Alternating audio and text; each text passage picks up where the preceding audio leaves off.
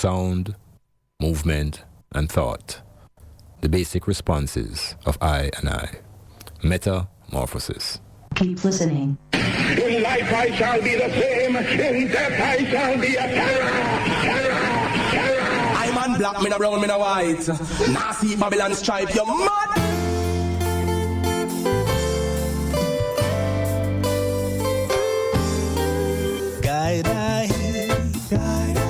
Guiding I eternally.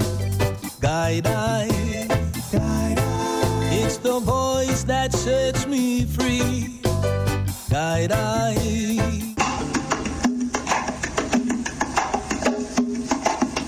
Emerging from a cocoon into a caterpillar, from a caterpillar to a butterfly. The metamorphosis is here, it's live. Metamorphosis.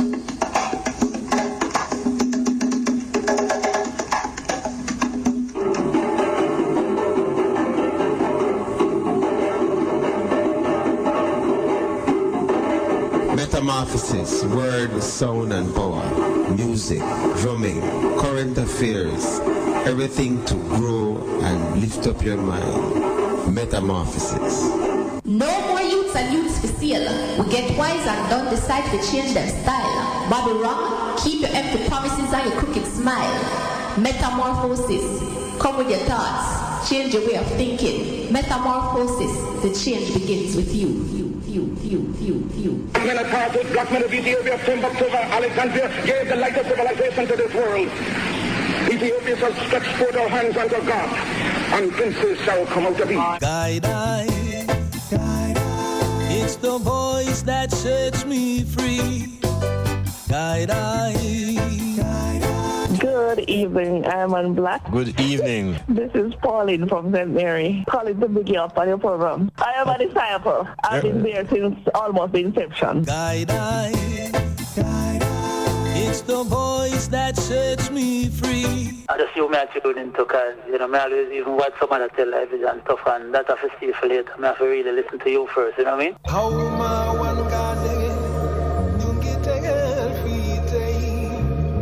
one machikum bakhna Africa dafa bakhna kidafanya kidafarafet one machiki bunjul kidafa bunjul one yandeke sawai kidafa bunjul one machiki bunjul kidafa bunjul dafnen rafet yom wentamenda ingama get dafnen rafet yom wentamenda ingara dafnen rafet yom wentamenda ingara. Did you know that's a richer Africa? Did you know that's a richer Africa? Did you know? Said the whole world love it. Did you know? Said the whole world love it. Be proud of your culture. Be proud of that what you got. Be proud. Jambo, vipi, karibuni katika kipindi cha Doc Iman Blak. Kipindi chaitwa Metamorphosis. Jifundishe, elimika na muelimike.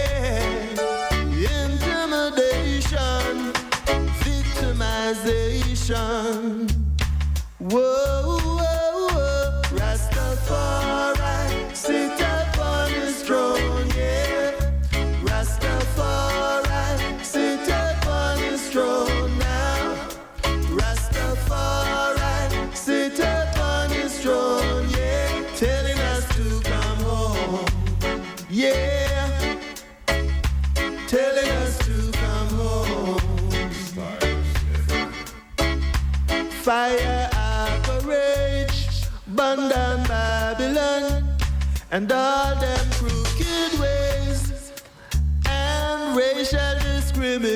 Discrimination, discommunication, brutalization. Whoa, whoa, whoa. Rastafari, sit upon his throne now. Rastafari, sit upon his throne, yeah. Take us away from Africa with the intention to steal our culture. The good for the post by and say, humble yourself, my little one. Humble yourself, my children. Humble yourself. Oh, my brother, wa-da-da. Oh, wa-da-da. While you're done, wa-da-da. Oh, wa-da-da. Me love in Africa, wa-da-da. Love my nation, my interpretation, love universe, wa-da-da.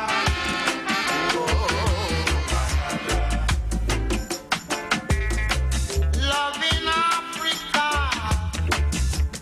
love in America, love in Canada, wa-da-da. Whoa, wa-da-da. Wa-da-da. Wa-da-da. Oh, wa-da-da. Every knee shall bend, every tongue shall take. Down in this valley, down in this valley, down in this valley of Jamaica. Where is your love, Jamaica? Where is your love, Jamaica? Where is your love, Jamaica? I can see your love, I can feel your love, can even touch your love. I don't know about your love. Tell them the way to love one another. Wa-da-da.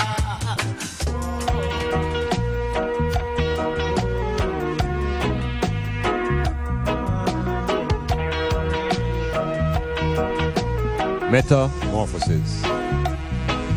Metamorphosis. Metamorphosis. Open our eyes, for we need some equal rights. In these time of troubles, we've got to realize, for we need some equal rights. Get up and fight for your rights, my brothers.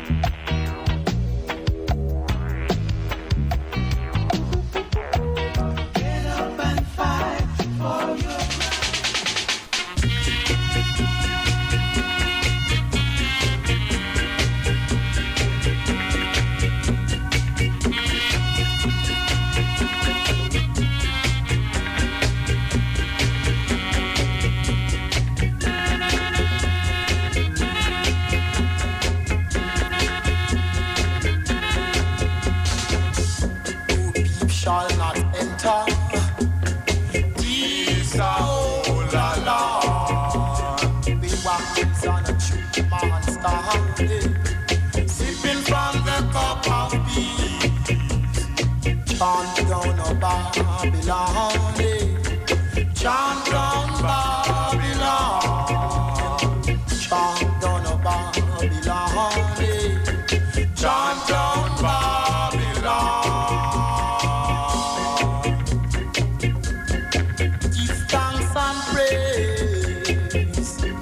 Give thanks and praise. Give thanks and praise. Give thanks and praise to the whole man of creation.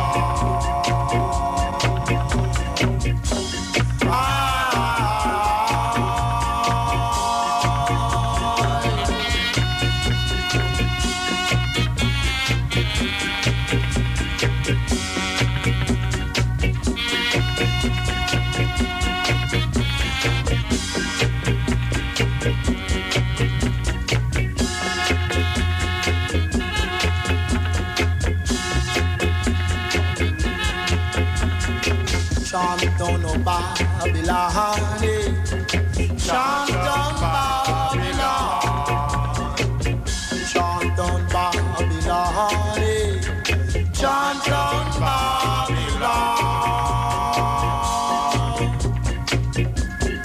Give thanks and praise, give thanks and praise, give thanks and praise. Dynasty, greetings, giving thanks and praise for health. First and foremost, Eli, Rastafari. Metamorphosis, Dr. Iman Blak, your host. Going through the paces, going through the stages, trying to arrive at a state of awareness. And in state of awareness, we're therefore in a position to make decisions. So, greetings. I give thanks for another session. Stylzfm, the place to be. Yeah. So, as we proceed in our investigations, because we know that the metamorphosis is all about inquiring, finding alternatives to obvious situations, and to open up the avenues of thinking, emphasizing the importance of the sixth sense, knowing that the education system informs us that we have five senses. Yes, we all got this from basic school, five senses. And those five senses we know are hearing, seeing, smelling, touching, and tasting. Five senses. And most persons are competent and happy with the concept of having five senses. But I say to the item, as an oppressed people, do you think all our senses are functional? I want to suggest to the item that the most critical sense that we are not taught to utilize is the sense of thought. They must say, why am I not talking about? What kind of sense of thought? The brain. The brain is not mentioned within the five senses. Check yourself. The eyes and your ears and your nose and your tongue. Ask yourself also, what do you use to feel? You might think, say the hands, but a man without a hand can feel. What do you use to feel? Well, all right, we'll work it out as we go through. But what do you use to think? What do you mean think? Yeah, what do you use to think out of all the senses you have been given? And if you're not using any of those five senses to think, then you realize that there's a problem. Obviously, then there are a lot of persons just simply walking around. Are they thinking beings?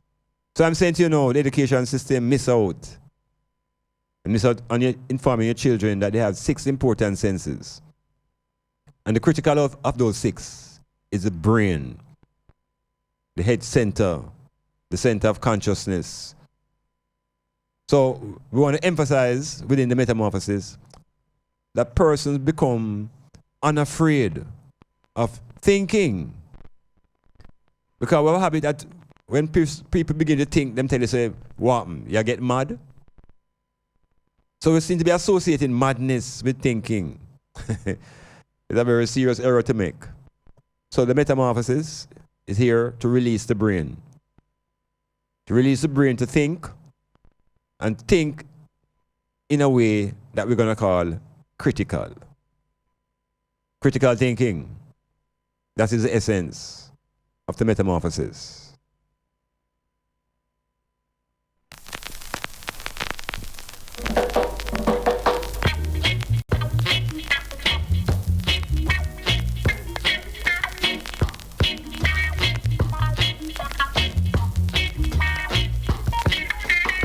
He's a lucky thing I never get, swear lady. He's a lucky thing I never get, swear lady.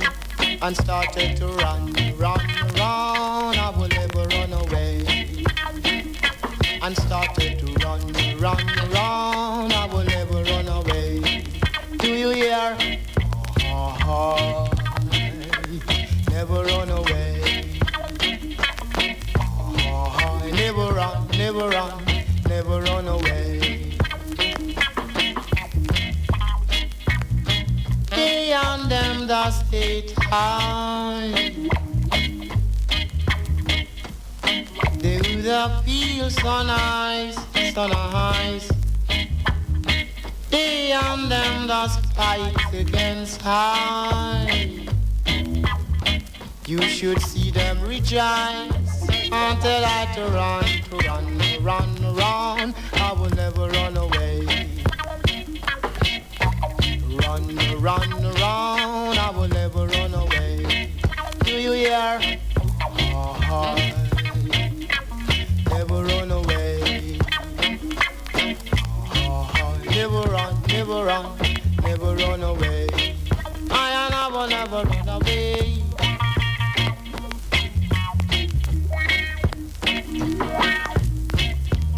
Yes, the metamorphosis going through the session here.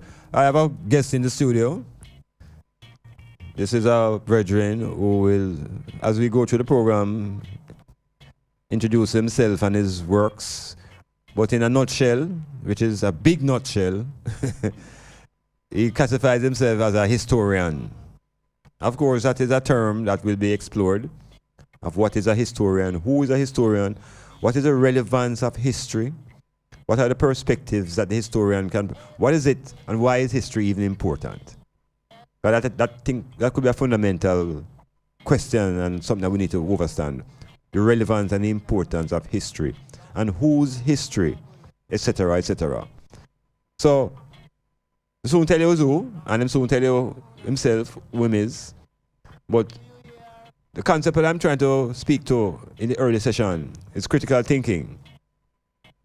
And my guest will assist in outlining methods of thinking and how do we arrive at critical thinking, how do we think fearlessly, and how do we learn to be disagreeable. Yes, how do we learn to think and not necessarily search for agreement. But before we even get into that now, I want to speak directly now to a topic that is overwhelming in Jamaica, as far as I'm concerned. And it has to do with the term bad mind. And I've been listening, I listen to Stylzfm because it's the best station to listen to. And I hear some of my colleagues who are presenters speak to the issue of bad mind. And we hear the artists them overwhelming the Jamaican population with the idea of bad mind, that we get sick of the sound, and some people are internalizing the sound that maybe them even begin to act out the sound without even knowing it. But I just want to take a look as keen as I can as what is it when somebody says you are bad-minded. How does a person become bad-minded? Is it something that we are born with? Is it something that is socialized? Is it a one thing? Is it a series of things that come together to define a bad mind? So, bad mind also suggests that there's something called good mind too. And what really is that if it exists? And as a psychologist now, I'll ask now really what is the mind in the first place to define a good mind versus a bad mind. But I want to start in a very simple perspective. I'm saying that In a Jamaica and in the world, when we speak about a bad mind, I'm saying we have to trace the genesis of this idea. Where did the idea of a bad mind come from? Is it in our early indoctrination? Do we learn it from our family? Do we learn it from any particular institution? What is the essence of this thing called bad mind? So as we go through the metamorphosis, my guess, our reasoning, we will touch upon this. But to introduce my guest, this brethren is a historian, and he lives in a distant land, but he's an original man, a musician, and creative brain. Vava Blue, Antonio Asante. Greetings and welcome to Stylzfm and welcome to the Metamorphosis. Thank you. So, what are I doing in Jamaica? Do I live here? No, I don't live here. So what are I doing here, brother? Well, I come to try and do whatever works I can do to strengthen the relationship between our peoples, spread information, give or present books to people that may not have access to those books here, and to lend my thoughts, to what's going on, to answer some of your potent questions that I know will be coming. With some potent answers. Yes, but my listeners, I want to know that I might know this virgin here from when I used to live in the belly of the beast. While I was serving my sentence in North America. When I say sentence, no, I don't want nobody thinks the federal government have me, It's not that time of government, is a place. So the man don't live here. So the man lives in the belly of the beast? Yeah, you can. Can call it that? Yeah, you can call it that. And the man been there for, what, a decade, 2 decades? How long the man in the belly? Over 4. Over 4 decades? Yeah. Hey, all right. So we talk to a man now who never just go to America with you, And we have America as a site now for a whole heap of things. We have people dying to get in, and we may have some people dying to get out. Right? So within the I experience now, America, the time when the I went to America, and even when I went out, we heard that it was the land of opportunity, the land where streets were paved with gold, and so on and so forth. How do I view America now, relative to the vision where we have and the dream that some people still have? Well, America is a place that, if you know the history of America briefly, the German town in America was settled by Germans. That's why they call it Germantown. And even you some time, you have it at the top of your neck, the times, dates, are 1700s, 1600s. Yes, well, they say that 1619 is the time when enslavement, started. In America? In America. 1619? Yes. Okay. Because I only want to reiterating this point now, because say in the Caribbean concept of slavery, them always tell about some 1800 things, and but what about a thing now in America? Yes. Okay, so which as you probably know, that enslavement, which I like to call it enslavement, and the reason why I want to say enslavement, as opposed to a slave. Okay, right. The reason why I say enslavement, if you was in Africa and you was let's say an engineer, and don't think that they didn't have African engineers back in those times. Of course. And you get so-called captured by the enslavers. Are you a slave in your mind, or are you enslaved? Because in your mind, you're still an engineer. But because you're enslaved, you're forced to be a planter or a gardener. Whatever thing the enslavers say you should do. But in your mind, you're the engineer. So you're making a distinction now between the captured individual, who them calling a slave, and the person with them talent that makes him an engineer. Right, and to him, he is an engineer. In captivity then. Yeah, that's why we use the term enslave. All right. You know, because enslavement means there was something before. Right. But as I know, they tend to want to begin our story in slavery. That's how they try to teach us about. Right. Because remember, slave is a commodity, you know, buying and selling and stuff. Right? So some historians might embrace, you know, African historians at present go with enslavement because, as I said before, enslavement mean that you have other occupation. Prior to the capture, right. Prior to the capture. Whether you're a drum maker or... Yeah, man, we get that. So, since you asked about 1619, but going back to America then, right?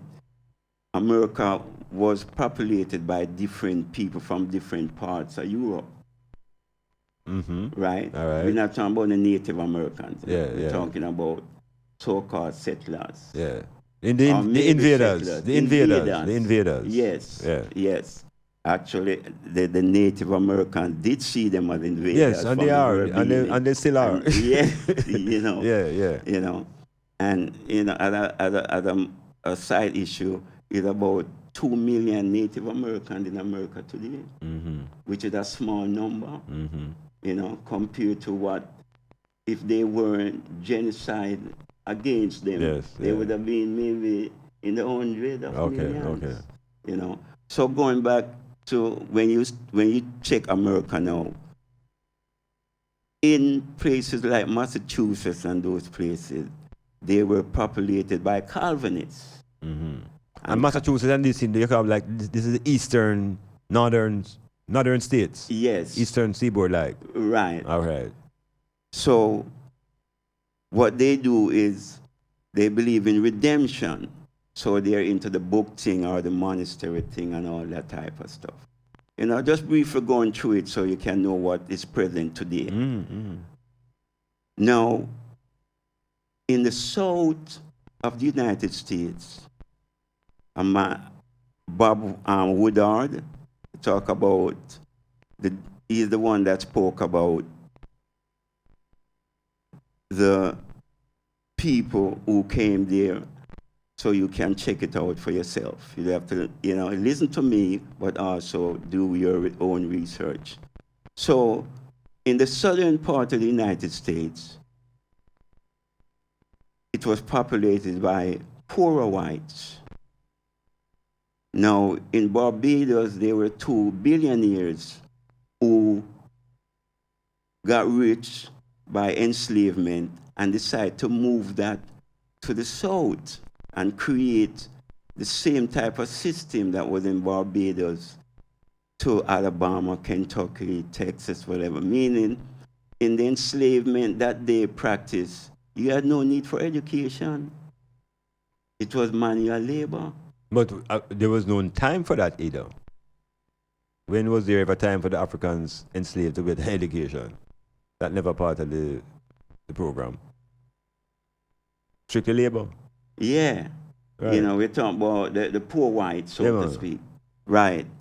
So those people today would be the people who have a certain mentality, unlike, as I said before, the Calvinists who believe in education and stuff. For people who don't know, in Massachusetts, which is, as you said, the eastern part of the United States, the Calvinists believe in redemption, and so they set up universities. So in Massachusetts, you have MIT and you have Harvard, and then down the East Coast you have Yale and all that. So the point is they have different systems, but even at present, those things haven't disappeared. There's different ethnic groups in the United States, white ethnic groups, who decide, to unite about our enslavement because they benefit from our enslavement. So okay, but I think, all right. So the first date you mentioned was 1619. Right. Okay. So, to try to say America today, tell me what go on in the 1700s with black people in America. Okay. As we approach their independence. Okay. I feel them only 1776. What is the state of black people in America coming up towards American independence? You can speak to that? Yeah, I can touch on that. Because why I say this now, because the important document of that time is the Constitution, 1776, in the United States, when they declare that they are a new independent nation. Right. Yeah, so I'm saying no. Yeah, we're coming up to the being an independent nation. We can't forget that they say we were 2/3. Okay. That's like the formation now of a body of work they would later call a Constitution. Mm-hmm. So to make us 2/3 was a balancing act. You can say, what about the next third? What is the next third? I asked about the next third. Yeah. But we can come to that a little more. Right. Yeah. So coming up to that time when enslavement was rampant and all that, you find that the black people naturally resisted. Some people don't think that black people in America resisted, but they resisted. Yeah, man. Not in the same way as other parts of the world. They're different. Yeah, man, always. In whatever form they could. Yeah. So you're talking about when Abraham Lincoln time come around now, to just jump a little forward. Yeah. When Abraham Lincoln time come now, he had the Civil War, because remember, cotton and those things used to make the South. The key to the economy of the South. Of the South. Right. And this is the black people, is the slaves in the cotton fields. Cotton picking. Right. Cotton picking niggers. Yes. So what they do is now, they using the enslavement and the resistance that was met in different forms, they had to come to a compromise, because remember, it was 13 colonies, and that was mostly in the East.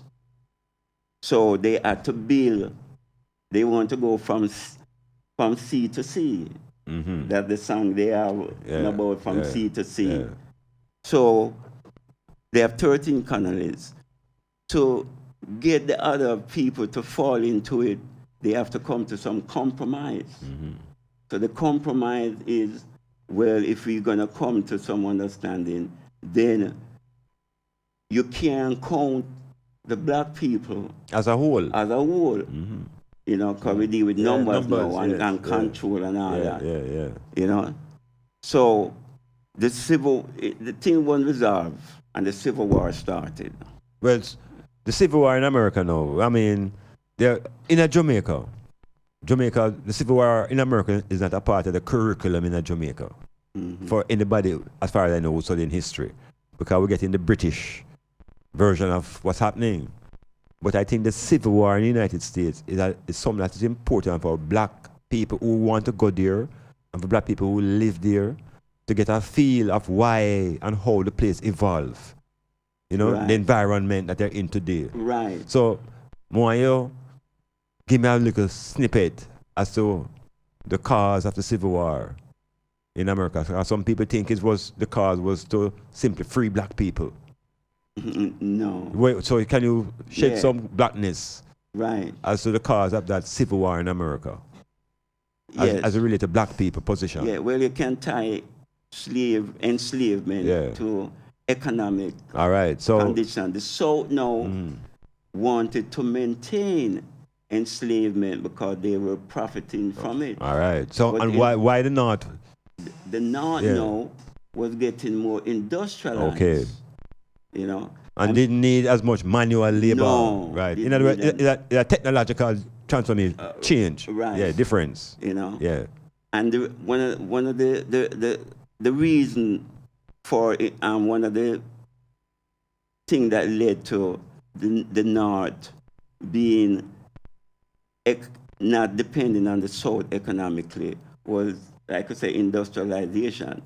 But I'd like to point out that people talking about secrets, you know, coming from one place to the next. In that, in the English who saw benefits to come and partake in our enslavement to benefit themselves, actually try and bring plans from England, but they would be confiscated. So the first factory that was set up in America, garment factory, was done by an Englishman who had all the plans in his brain. And so when he came, he went in and without any blueprint, because the British would, you know, confiscate, that, you know, yeah. look through your trunk and all that, right? So he had it in his brain, and he put out the plan, and then the first garment, textile they call it, was created. So that, you know, that is one example of the industrialization that was taking place. You know, the condition of the black man in America at the okay, tell me how the war ended. Who were the victors in the Civil War, and how did the black man? What is his position at the end of the war in America? Okay. Well, the war ended with the North winning, quote unquote. You know. Now, when they say they won, they acknowledge that the Africans, because some of the people that were put on the front line, you know, were Africans, you know. In the Civil War. In the Civil War. Right. In the South versus the North. Right. Because Abraham Lincoln used psychology on his own people. And to some of us, he said that on, I think the date was January the 1st of a certain year, all African people, enslaved African people, would be free.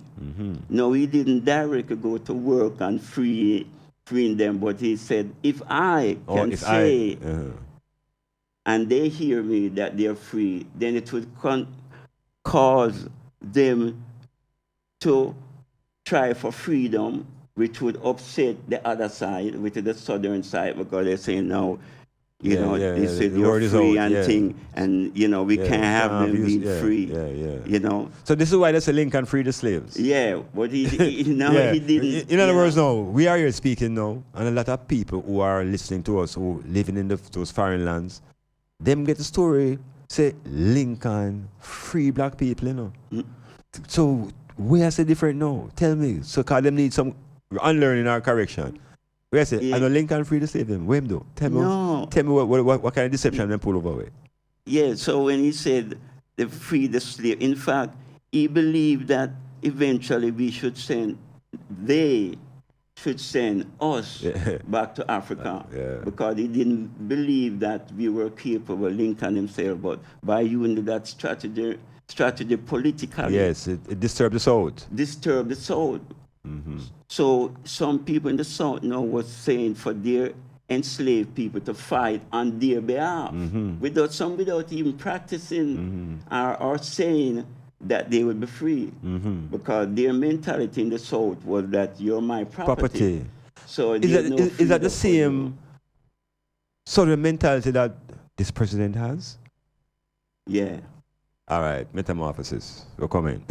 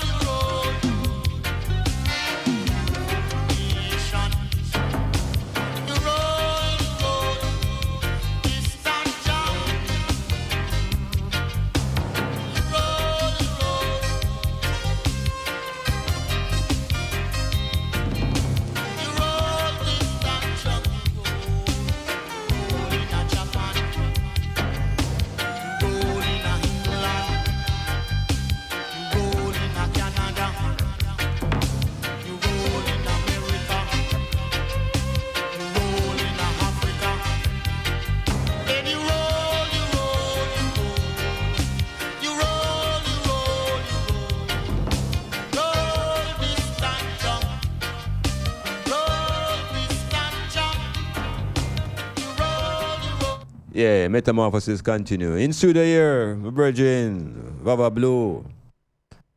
One of the primary movers of a band in New York called Ayaso. Yes, you hear the word sound, Ayaso. Yeah, it means Ayaso. In English, right here. Yeah, but Ayaso. Yeah, we're kind of getting our help in our perspective, hoping that ones and ones who are listening, both here and abroad and around the globe, even the man International Space Station, me here, listen to Metamorphosis. Yeah, that me here. Me can't confirm it. Only them now can link forward. Right? Tell me, say them and listen. But we're trying to track the movement of black people, particularly in North America, because in today's world there is a serious dissonance based upon what's happening in the world today and what America represents today versus what it represented, let's just say 50 years ago. What it represented when my brethren entered it. What did it represent when I entered America? What does America represent today?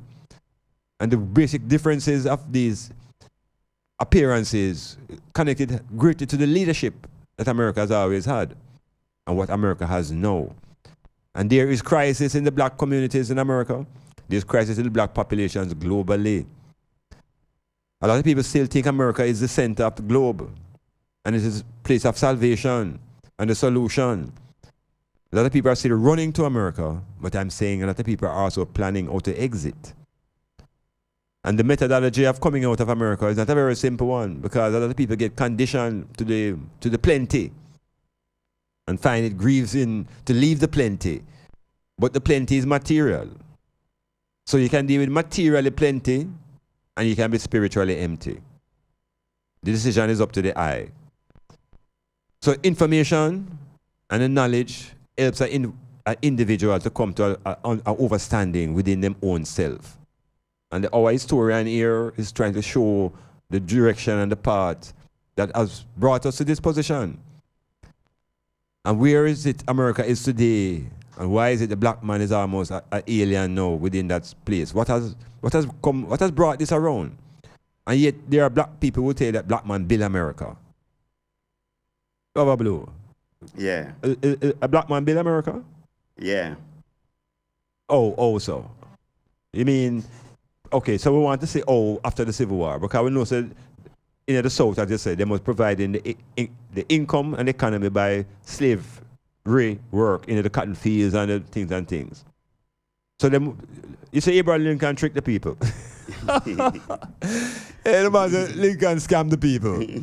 Right? It makes some utterances. Yeah. He made some utterances, which is, people say strategically. Political talk. Yeah. All right. Yeah. All right. So those people now who yearn for freedom. Yes. Start saying, well. Him say it. Yeah. Yeah. So we're free. Yeah. You know. No, the ones who really end up fighting for the union. Who's the union? The union is the North. The North, okay. Because the North was industrialized. Right. You know, so they don't need the mass labor anymore. Yes, no more machete man. Right. Right. Yeah. So because they don't need them anymore. So when those who were enslaved come to the North now, the union see them other means to use them as soldier. Mm-hmm. And just like in Vietnam at present, just to jump forward a little. Yeah, man. We are the cannon fodder. All right, for all wars. For all wars. Yeah. Well said. Even Iraq and all wars. Yeah. All wars. The white man knows that we when them going put up from the take the leak. Yeah. So to move away and to come forward as close as we can to this present time. So we see the Civil War is a thing where the white man and fight over economics. It's not a moral struggle to free black people. No. And I think that needs to be understood clearly. Yeah. It's not a moral struggle to free black people because of conscience. No. It's an economic and a political thing. Yes. So do them war and them fight and the North win. Right. So when the North win now, they are to come to some form of understanding. Yes. You know, before, that was the period called Reconstruction. Is that the PNP I got through now? Anyway. Yes. So the reconstruction is, remember, after the Civil War and thing, you had black senators, you know, and black House of Representatives, which the poor white population in the South resented that. Reject that. So is that Olano?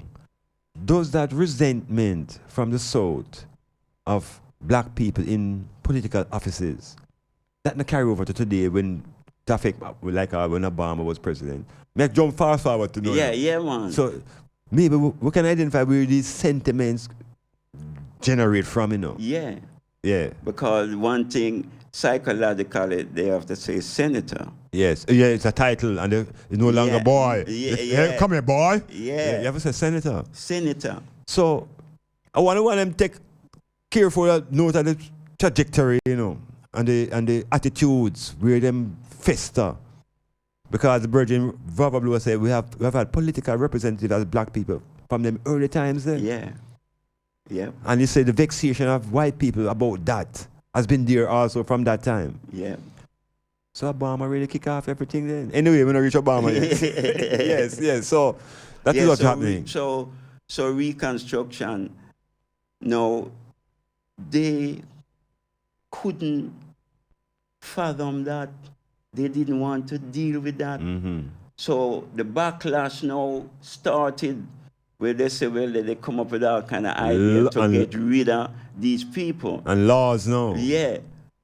Oh, no, to understand is Lincoln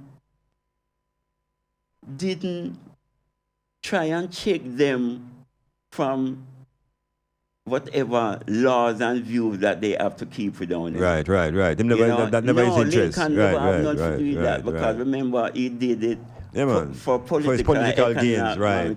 So there's no morality in Lincoln. Right. No. I want them to know that, you know, there's no morality in a Lincoln actions, you know. Nobody better go on like a man who just love black people and sorry for it. Them tell you about the amount of slaves they have and slave children, and, you know? Yeah. All right. So we're putting him in the right place. Yeah. I take him off on the pedestal. Right. Now, let me just interject. They have a book, A Slave by Any Other Name by Black Man. Yeah. You know?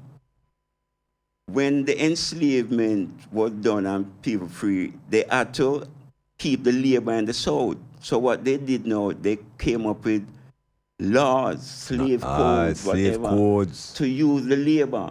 Right. So what they did is, when you say people free and them have any little piece of land, them need what? Shovel, pickaxe, tools. And all them. Where you get that from? All right. So them have to sell them labor now. So all I know, don't go no further. May I see something similar maybe happening in Jamaica when them say emancipation? When them turn the Africans them loose and tell them say them can go work the land, but not have no tool. No. And to get that tool, they have to be in debt. And when they get in debt, they end up working. You mean slaving? Yeah, enslaving. Yeah. So it's a reversal. You know? No. In addition to that, when they said in the South and the North, East and West, when they say that you're free, they've set a law to say if any black man and a black person was found lightering. Well, I know. Lightering. Yeah, remember, they say you're free. You're free, but you're not free for like you don't have no land, no way for go. So where do you occupy? What kind of space you occupy if you're free and on the land? You know, yeah, so up in the sky you walk in the air. So what they do now is that once you don't have employment and you're roaming around, you're breaking the law. Yeah, you're gone in the penal system. You're gone in the system, and then on the penal system, them rent you out. Right, rent out your labor. Yeah, to the same enslavers who used to pick cotton for. Them listening to the Metamorphosis. The man them listening to Papa Blue.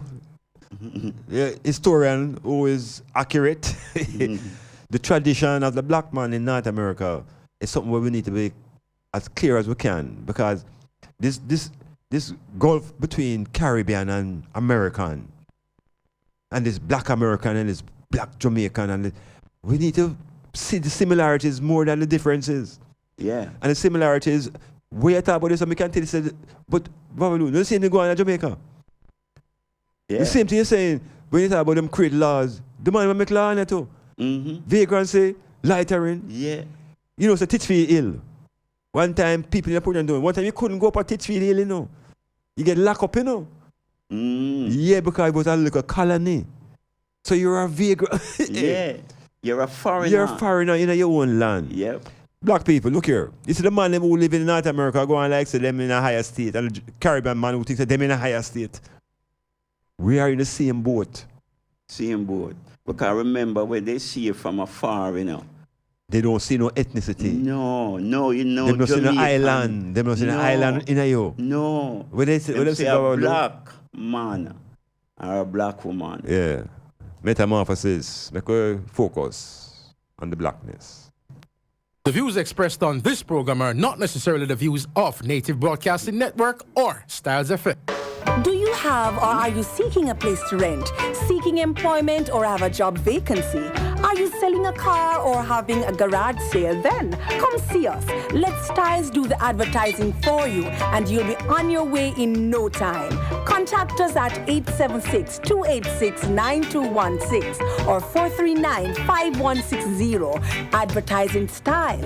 Advertise with Styles.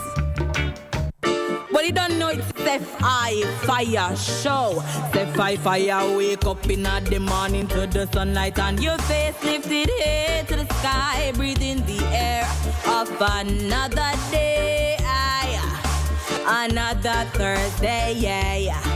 She give her thanks to Jah, guidance and discharge. She pray with this ritual devotion. She enhance her energy, a positivity.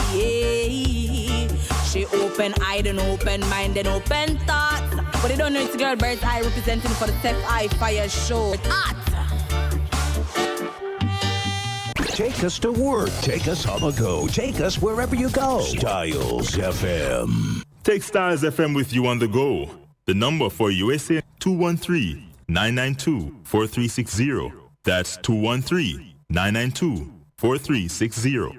And for the United Kingdom, 033-0010-3322. That's 033-0010-3322. Stylzfm. This feeling is taking over me. I'm so excited.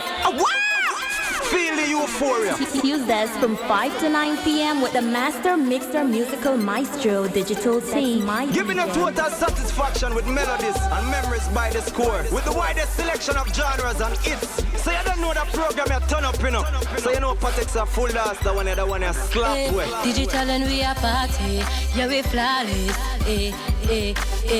Euphoria the program. Every Tuesday. 5 to 9. Every Tuesday. With the Musical Maestro Digital Team. Remember Stylzfm on social media. View us on YouTube, Stylzfm Radio. Follow us on Instagram at Stylzfm. Like us on Twitter at Stylzfm961. Become a fan on Facebook. Stylzfm 96.1. DJ Prince just touched down in at the airport. A royal day to everyone. It's Shungy with the voice of DJ Prince, your royalty of music selection, representing for my show, your show, Detour, every Saturday night from 8 p.m. to 12 midnight with mixed moves and attitudes. And ladies, don't forget the special Detour hour from 11 to 12 midnight. Stylzfm, the world listens. You just gotta tune in.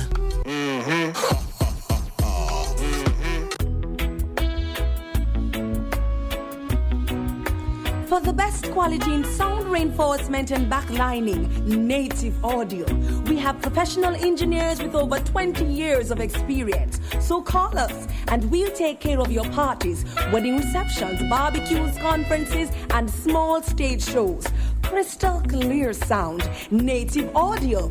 Our prices are the best. Call us at 871-5212. That's 871-5212. Native Audio. We make your events audible.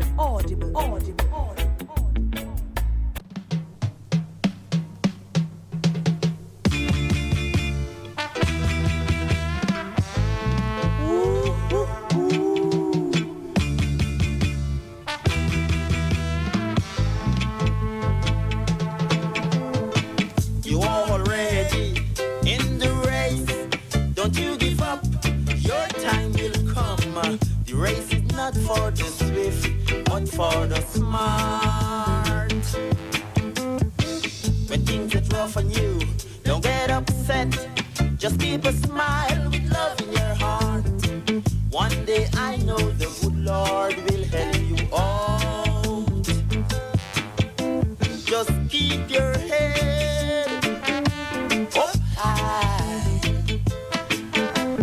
Love in your heart.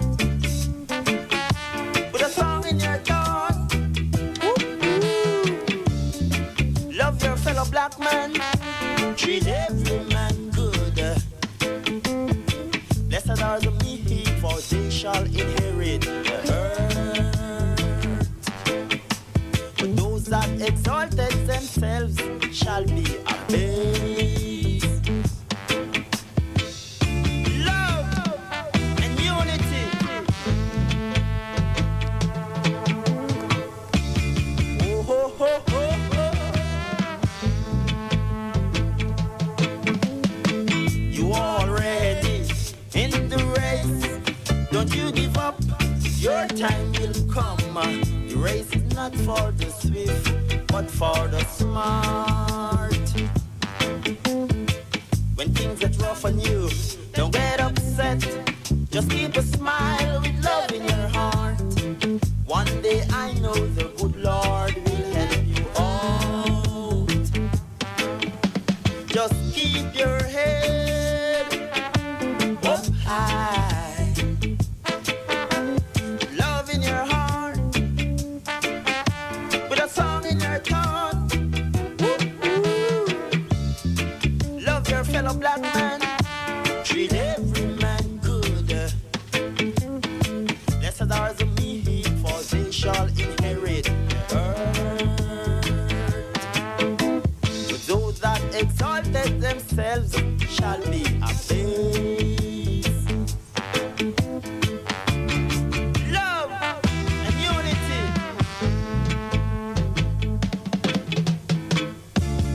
Oh, ho, ho, ho. Metamorphosis rolling on. Coming out of this green parish of Portland. Coming out of this cultural region called the northeastern section of Jamaica.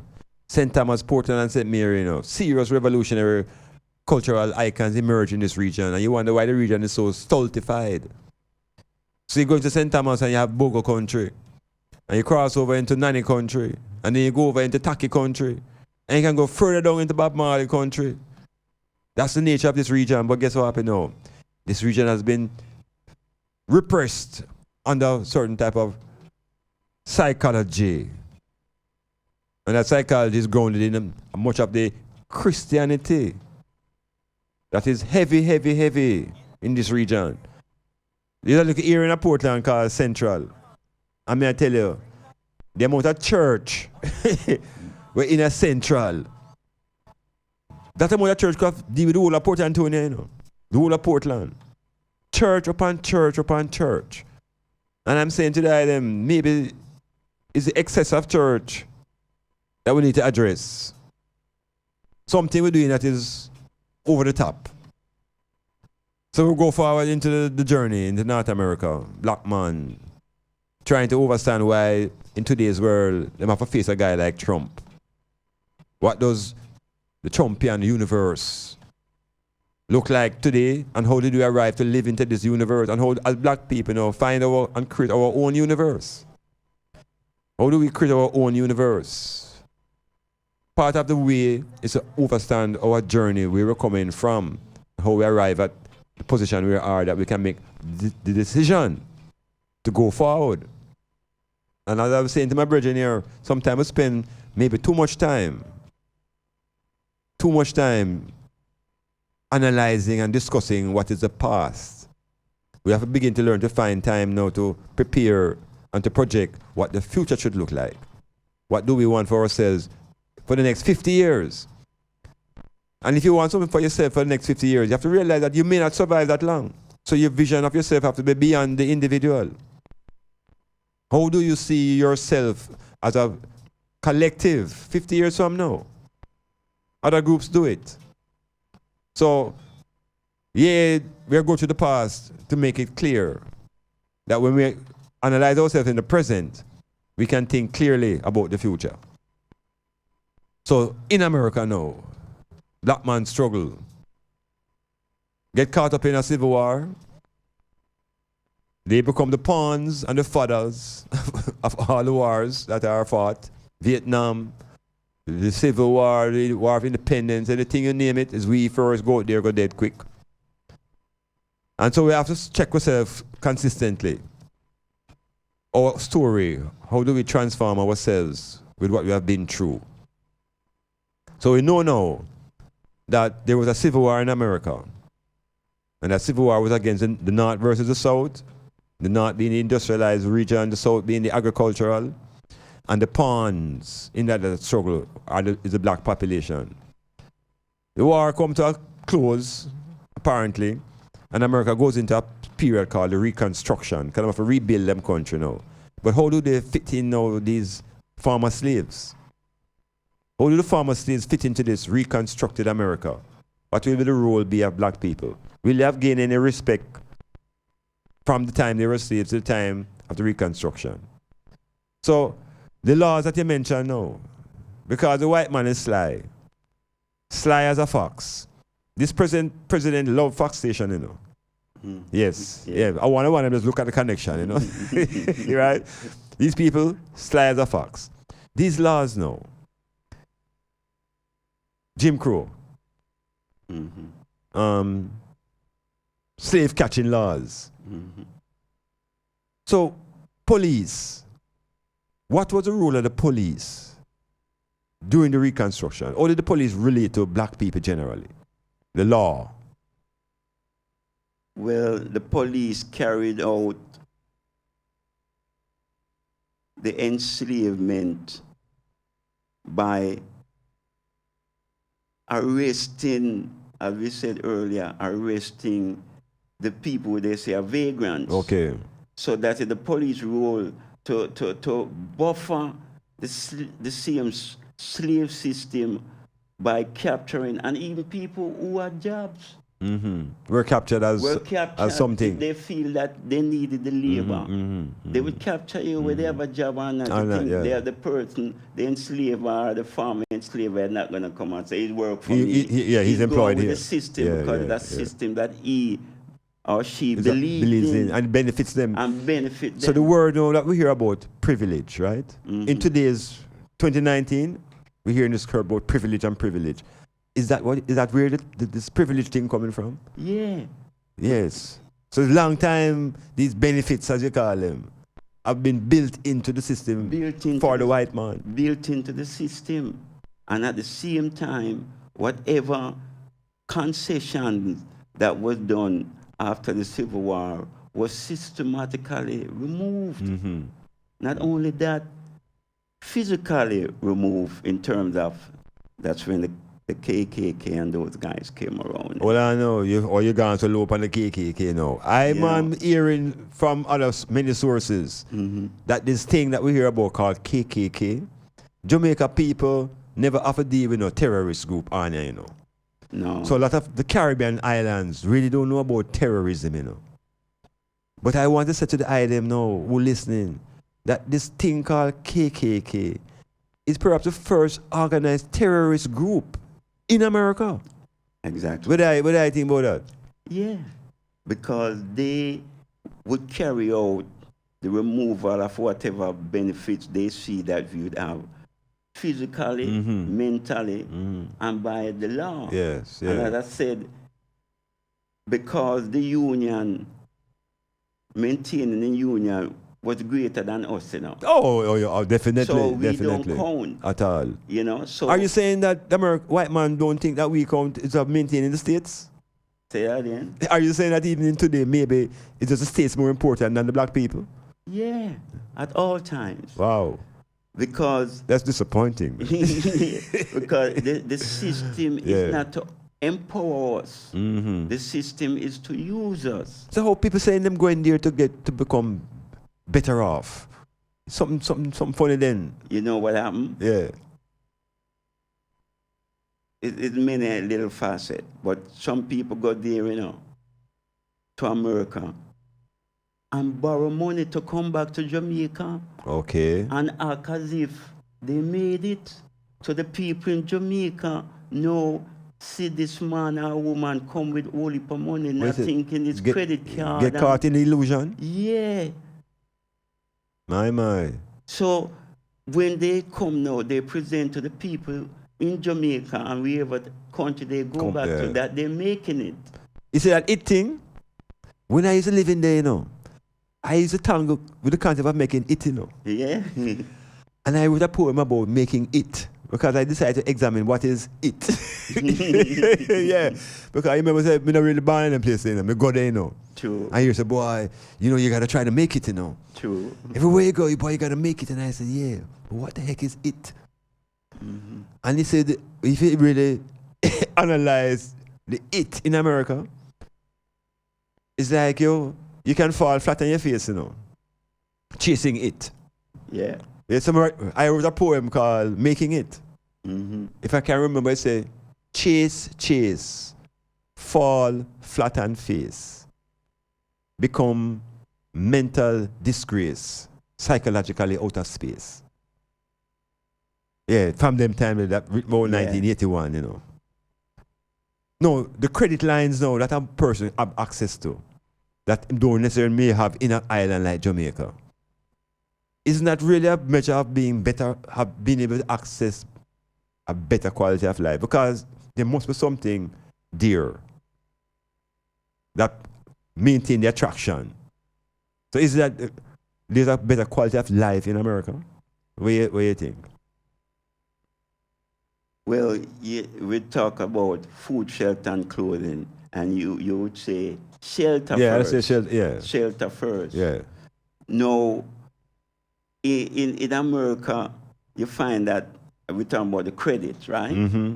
The credit line. Link it back with what we said with the tools. Credit to the farmer control. Mm-hmm. Mm-hmm. Right? Because they know that you need to have access to these things. Yeah. Right. You know, right. no, the people here and in different countries going to America, America has projected at a place where everyone can make it. The it thing again. Yeah, right. No, if everyone can make it, how come today, President, the salary of a white person is 13 times than that of a black person? Say it again. The salary. The salary of the average white in America is 13 times greater than the salary of a black person. All right, guess what happened now? And you have black people who are leaving some societies that when them get that thing, it's like 10 times more than what they would get in a them island. Yeah. Right? Mm-hmm. So even though the white man there is getting that much amount, a lot of black people, when them go there, them getting the same percentage-wise amount than when they were in their country. So it's still an attraction. Yeah, it's still an attraction. Yeah, it's still an attraction.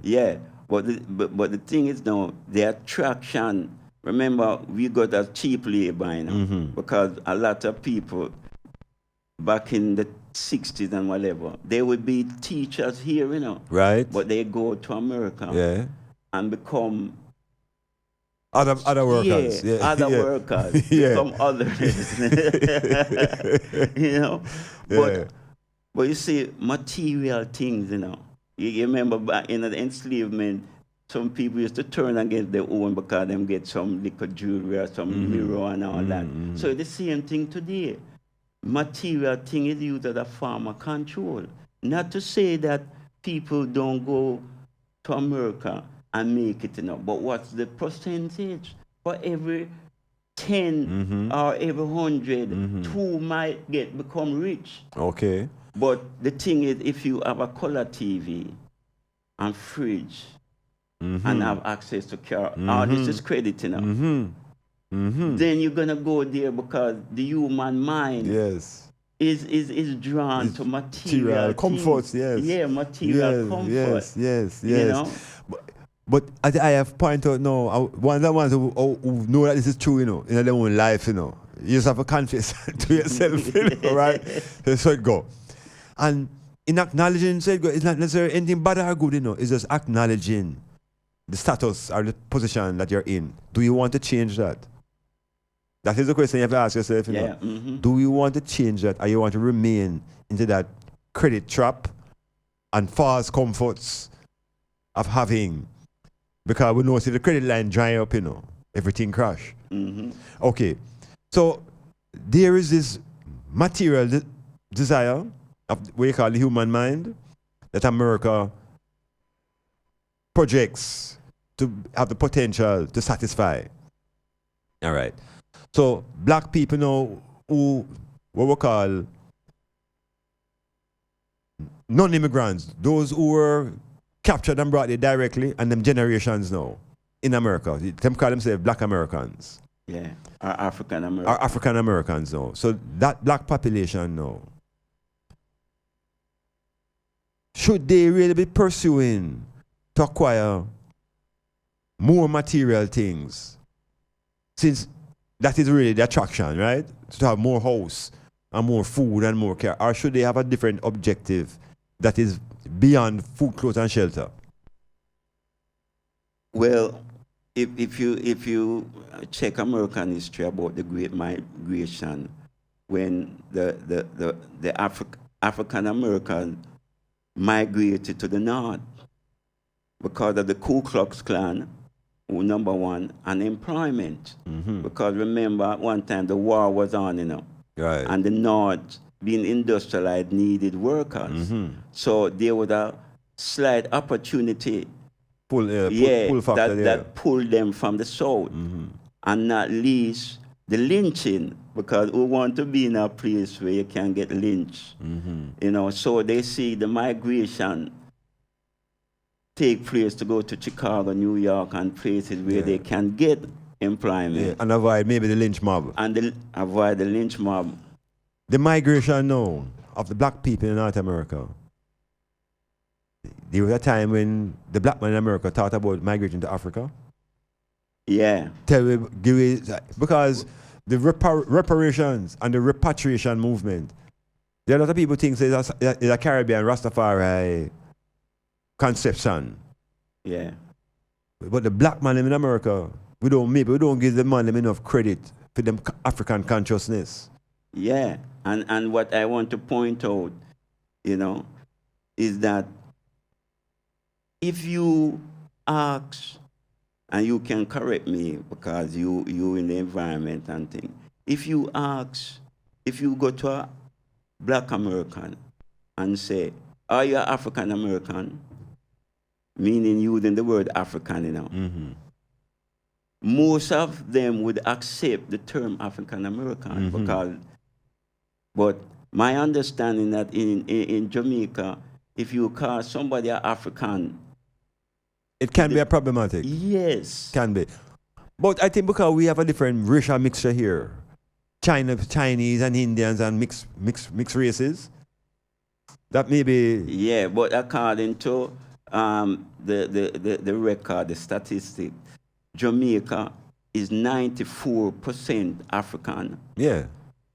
But it's not a good thing. 2%. But in a Jamaican, it's not a good thing to be African because you can't rise up and mix up with the 2% so easy. Yeah. Yeah, you call them stratification of class and color now. Yeah. Setting. But I want to return to the point of the black man in America who they say Africa. Okay. Now, before you had, people don't know, you had an African named Prince who actually he was a rich man. He actually got a ship to carry people from America back to Africa. And it's primarily Liberia was the primary port, I think. Yeah, the West Africa. Yeah, is later on Garvey, with the same philosophy, decide that the best place would be Liberia because you had... Garvey? Liberia? Yeah. Or Garvey, Ghana? No, Garvey, Liberia, because remember, Liberia had a whole lot of rubber, Yeah. And he saw that at a place, whereas he could set up Sharp. Okay, but was there any black men in America who who set that tone before Garvey reached? In other words, then, what about a man like Booker T. Washington? Well, Booker T. Washington, he came from a different angle, and Garvey admired him. All right. You know, and Booker was speaking about African. Yeah, well, not so much. You know, what happened with Booker T. He felt that, unlike Du Bois, he feels that the freed African Americans should pursue skills like carpentry and masonry, plumbing, etc., right? Du Bois now is a man who went to Harvard, talk about the talented 10. He wanted 10 people who... Okay. So what we're talking about now, to help my local audience understand, that there are these two icons in the black man struggle. This is the 1800s. And late 1800s, early 1900s. Right, and these are black men who have an academic framework to work from, and cotton farmers. Right. These are the intellectuals now of the black population. Yeah. And there were intellectuals from them time, in other words, before Garvey go to America. It's not Garvey carried the Back to Africa movement to America. That movement was in America before Garvey reached. Prince. Yeah, and first ones. And even even Booker T was encouraging the relocation. So in other words, you remember the Liberia experience, where the Americans actually tried to recolonize Liberia with black people. Right, which didn't work out. It never worked out. Blacks were actually being encouraged to leave America and go to Liberia. No, the President Trump is also encouraging black people to leave and go back where them come from, you know. Yeah, which is so ironic, you know, because the Native American didn't have no say in who come and who go, you know. All right. You know. So the arrogance of this group of people who think that they are superior in them culture, we still have them today to face. Yeah. I always say to listeners, you know, we are giving the historical progression, you know, of what is here today. And what is here today never start as it is today, you know. We're sure it's come a long time. And nothing really change. The change that we want now is within each individual African black man in their own thinking. If we can inspire the change there, then the outside picture can really change. But if the internal brain don't acquire the knowledge and the understanding, there's no change. True. So we reach a stage in the lineage of the American black man journey, where black man going to university in America, doctorates being created. And this man that you mentioned now named Du Bois, W-E-B Du Bois, is a name that you need to look up as part of our knowledge of ourselves. My knowledge of Du Bois, that Du Bois was representative of the coloreds. Yeah, because he was a member of the NAACP. Right, which is really the National Advancement for the Advancement, National Association for the Advancement of Colored People. Yes. Now, Marcus Garvey, in his entrance into America, was not a colored man. So the schism that was played out between Garvey and Du Bois had a lot to do with Garvey's blackness versus Du Bois' brownness. Right. And the perceived view of Garvey not having a college degree. Right, not educated. Yes. And the Jamaican people them saying the same thing about him, you know. So Garvey wasn't educated. You know, which is not true. Because education, as we know, is not a school thing. No. Right. But this character named Du Bois, I think the organization that them set up, I know from my understanding, was set up by the Jews. Yeah, he was a part. It was. It's the Jews set up the NCAA and finance it. Yeah, to counteract the UNIA. Yeah. Garvey's organization. So in America, this black versus brown is real from that time. And colored folks, that's why I'm have the reason sometimes as so. Is there a difference as between a man who is black and a person who call himself colored. Because we can go to South Africa, and realize them are the same stratifications, Coloreds there, Indians there, and blacks. But the colored thing, I think, is divide and rule, black people. Yeah. Strictly. Divide and rule. Yeah, along any lines. Along any lines, Yes. So a man with more melanin is told that he's inferior to a man with less melanin. Right. Say it ought to be the reverse. Yeah. But we don't get that. We don't get that, So the black people's movement would have reached a level now by Garvey's entrance, where mobilization now will be taking place. Yeah. So what were the people then being mobilized about? Okay, well, Garvey came to the point where he saw that the Africans didn't see themselves as people with a glorious past. That's why when they say Garvey and he dressed up in this, royal regal thing, is because we were regal in Africa. Yeah. Before enslavement. You joke? You mean we weren't in the jungles? No. I lie, I tell you, man. I lie, I tell you. Where I say? So you say Tarzan and them things never really go on? No, man, you can't come and come say that. You can't come and come say that, Bridget. So you mean all those things were not real when them tell you about? Right. So, and that is what the people needed. So remember, he had the nurses, the black nurses wing and all that time. Because you remember, Garvey, he went through the world and he saw who was at the bottom. Black people. Say, go through, Yeah, black people was at the bottom. So then, because remember, I went to Panama, Costa Rica, and all those places, and he see. So he said, well then, boy, we have to go back to our glory that we had, because we seem to forget it. That is why he formed his organization. So that's why the people gravitate towards it, because they wanted to know their history, where they come from, and he presented some of that to them. Because remember, and it's a problem today remember, Garvey had one of the biggest newspapers that was sold to all over the world. Yeah.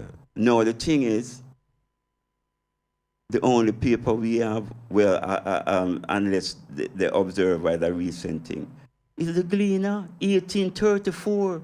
So where was any information of the people coming out of enslavement? Where was the information to empower them? It wasn't to empower them.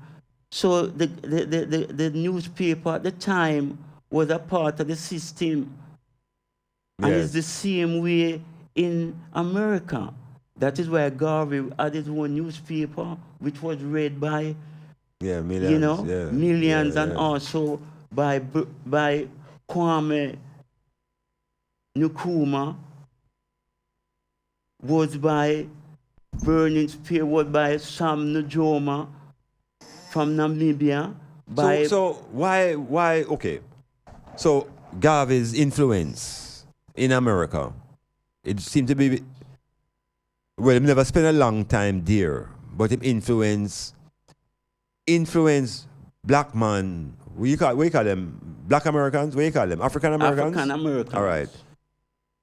I think the trajectory that Garvey bring to America and that reconnection with African glory, because them dismiss him out of the country quick and expel him. The philosophy, of course, didn't leave with him. Right? The philosophy stayed amongst the people. And me to learn about a man named called Medgar Evers. Who was assassinated. Yeah, and so now I begin to get conscious of a line is a black man who would have come to speak almost on behalf of the black cause. So we can move from Medgar Evers, we can talk about Malcolm X. And these are black men who are under the influence of Garvey. Yes, because Malcolm X's father was a Garvey, right? And he eventually was killed because of that, because he was a poor black man. They murdered him and put him on a train line, and the train ran over him. All right. And all that. So they had to, they were trying to remove anything that they think would help free the black man's mind. No. What is the role now of the church? Because with all of this black people going to church, not true? Yeah, man. And we're best singers in church. Yep. And we sing the more soulful songs. Yep. So you think the church have anything to do with? It's a form of control still, because if you check the history. But the black church, we here said there's a black church in America, so that's not supposed to be all right if it's a black church. Yeah, but it's funny, you have some church in America that call themselves the African. Yeah, Episcopal Methodist. Yeah, they use the word African. Right. They just sure say they still saw a connection, but because they did have access to certain information, they use the Bible and thing and turn it around in terms of resistance. It's just like maybe in Cuba and Brazil and those countries, and even Haiti. For them to practice their religion, they had to infuse it with the Christianity. With the Christianity. And to them, when they worship certain things, the white people think that they're worshiping that, but it was something else. So no, may I say today, I know, with all of the time that the black man in America, how is it them still holding on to a church? Why, what is the... Because the church... Yeah. What has the church done to liberate black people? Right. Well, the church was the only institution that was really allowed, for people to gather together. Yeah, why? To get indoctrination? Yeah. All right. No, they have a thing named Birth of a Nation. Right. Birth of a Nation, remember the story? In that this enslaver and an enslaved was kind of so-called buddy in that because he knew the Bible so well that the enslaver trusted him. So an adjoining plantation with their enslaver now say, how come you slave them so obedient. Yes. So I want John Tom, to be your like slave, to come over and teach them how to be civil. How to be civilized. How to be civilized. Right. Yeah. Because I'm trying to tell them their names and they keep forgetting. So those enslaved people that this black enslaved man with the Bible, they want them to come and tell them to obey. Of course. So no, to obey. So therefore, what happened now is the enslaver said, yeah, he's here, talking about the preacher, he is here to teach you all how to be good ends, and then you'll go to heaven. No. So that is the line we're drawing. All right. So no, this idea now of black people going to heaven, it widespread, it deep. This type of teachment now, this heaven and hell construct with them put power. And we must spend our lifetime now trying to not go to hell. Right? How do I see this program of trying to avoid hell and trying to get into heaven? How do you think it affects we behave amongst each other? Because look at it this way. If heaven can only hold a certain amount, and we are, let us say heaven can hold 500, but at 10,000 away. How will we live amongst ourselves when we realize it's only 500 we can go there so? But it's 1,000 away upon the ground. You know, it's a great influence of behavior. Yeah, yeah. So this idea where I hear about rat race, long time I talk about it, you know, and I say, boy, black people behave like crab in a barrel. Mm.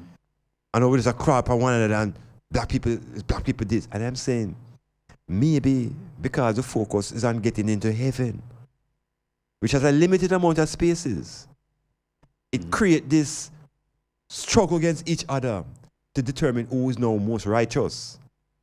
Mm-hmm. No, to touch on, you can have heaven according to Christianity, or you can have heavens, which would be the solar system. So you got some and astronomy, you know, you got into know, and philosophy. If you put an S on the heaven, you know, and say heavens, you're gone out of the Christian talk. Yeah. Yeah. You know? And that's what we used to talk before the Christian come amongst we. Yeah. As black people, we talk about the heavens. Yeah. But we lose that astronomical knowledge. Right. And then the Christian story tell us now that we all come out of a garden. Yeah. No. when according to Christianity now, when he said, if you do such and such, you go to heaven, which one of the planets you're going to go to? Which one of the solar system you're going to go to? But they don't No, see. you can't think so far, man. No, you can't. Other system, man, it's just one system we live in, you know, and heaven above where Jesus said. You can't push it. You know what I say? Yeah, we are not encouraged to think outside of planet Earth. Yet when we encourage historically, you know, the Dogons, and we woke up our African ancestors and them telling us about other solar systems, what was supposed to do? Just ignore that? That's what them want with ignore. But I'm saying to the people them who are listening now, these are things that we're going to begin to look on for ourselves. Our Genesis. The I say them take books out of the Bible. Yeah. Tell me, explain to the people them why you think them do that. Back into enslavement time and even after, up to today's present, the Bible that the white people use to quote unquote worship is different than the Bible than the black people get. Because remember, you know, according to some historians, remember that the translation of the Bible was put forth by King James. That's why you have the King James Version. Right, okay. He gave it to his scholars. Yeah. To translate it. Okay. But what about yeah, got you. So that translation now, obviously, anything in there that would upset the apple cart, so to speak, not going to be put in the Bible. So there are people who think that the Bible is the word of God. What do I think about that? Word of God? Yeah. Which God? The God who said in the beginning, who them say is the creator. Can you remember we're getting these teachings, you know? We are introduced to a God on the plantation, that there's a God that created everything, heaven and earth. That God that I talk about. Well, the God where them say creating heaven and earth. Yeah. Is it a man? Yeah, them says a man. Them says a him. All right. So where did that little God come from? Did God have a mother? No, a father? No, it's just say, God. Right. So we can put God into our lives now. Because them say them King James and them scholars and thing, you know. Yeah. Them say God made everything and God this and God that. Yeah. But them never identify who this God is.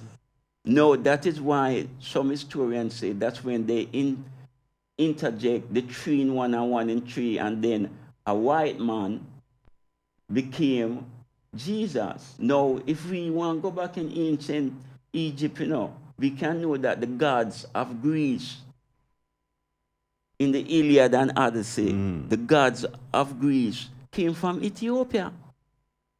So the concept of you have pluralized God now.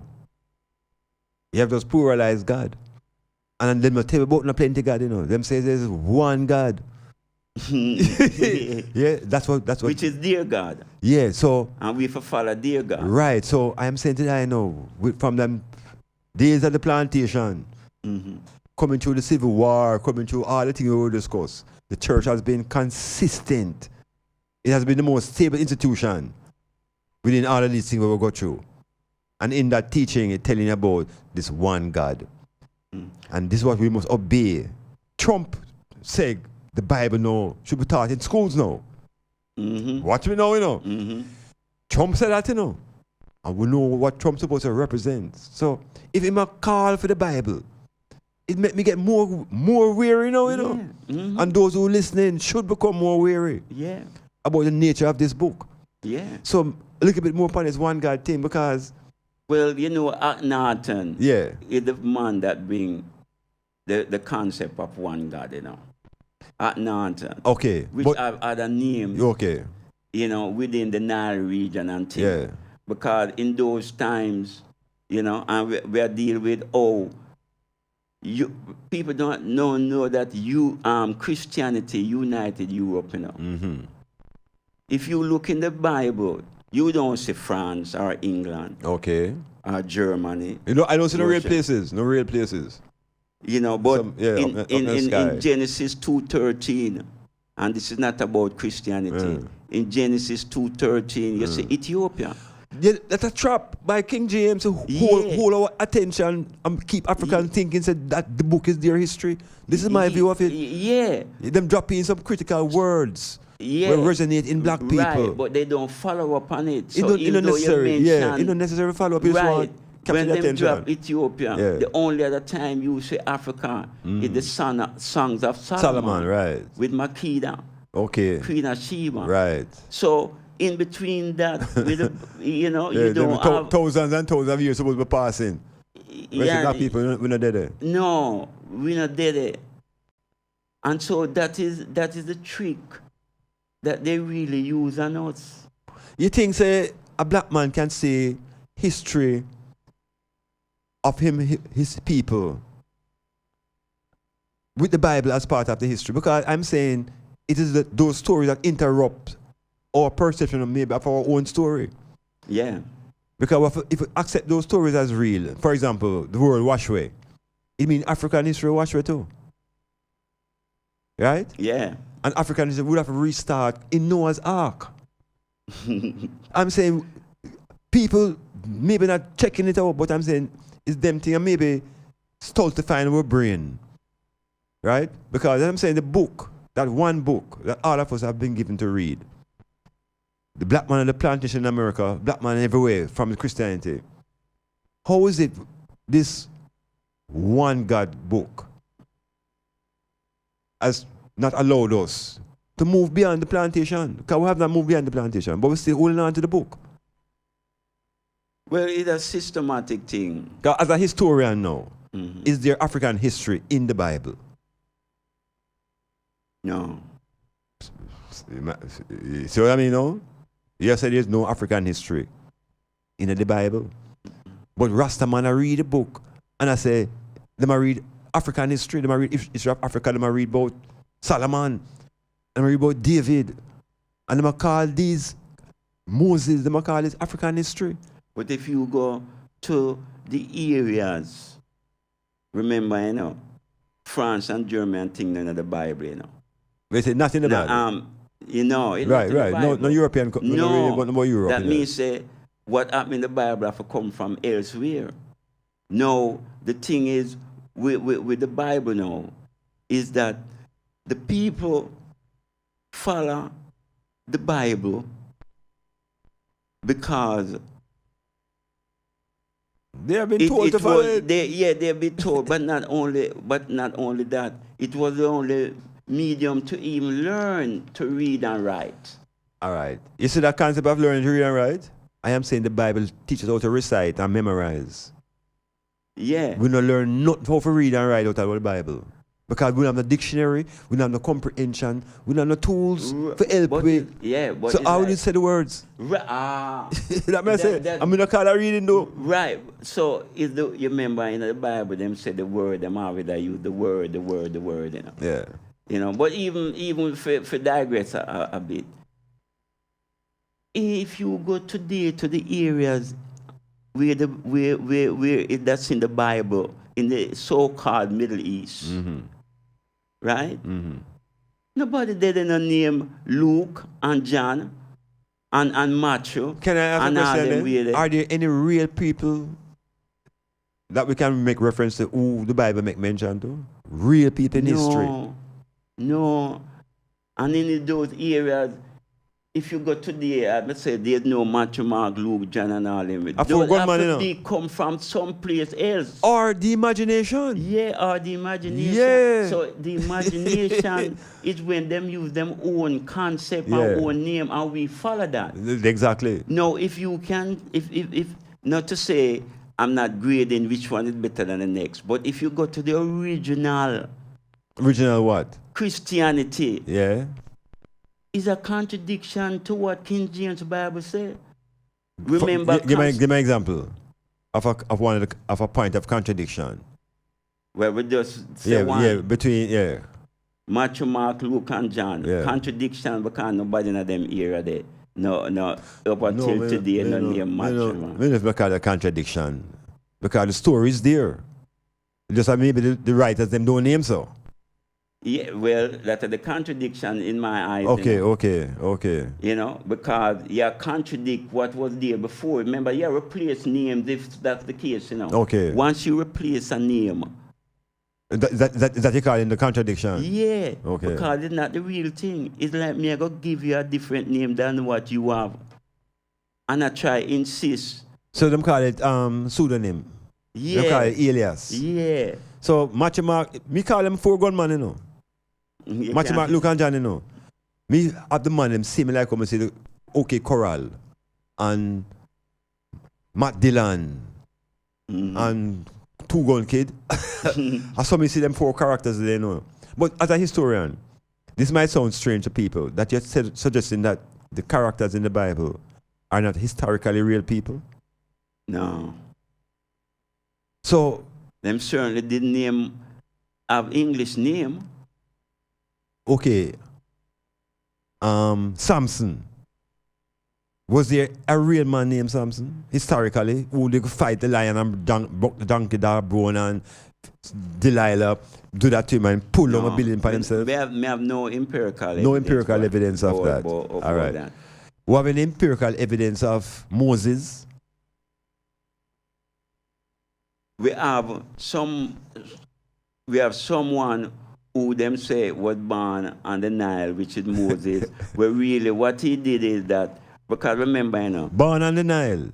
Yeah. You mean the same basket story? Yeah. But a big child like them don't say couldn't born on the Nile. Born somewhere else and put on the Nile River. But what historians say is that he went there. Went where? To Egypt? To Egypt, which people don't understand that Egypt wasn't just what Egypt is today. It come all the way. Remember, Sudan, the Sudanese, or the Nubians used to rule Egypt. You know? You should ask my guests them to have their maps and things in front of them, you know. Ask my listeners them to have their map and dictionary and things. Right, because the pyramid is all throughout Africa, you know. Yeah, man. People think the pyramid is only in Egypt. And more numbers in Sudan than even Egypt. Yeah. Yeah. And so therefore, you find that just Moses now, he went there because they said the East Coast were the first people from outside Africa that went there. To invade, yeah. Right? So some historians say he was a part of that group. And then when he studied Egyptian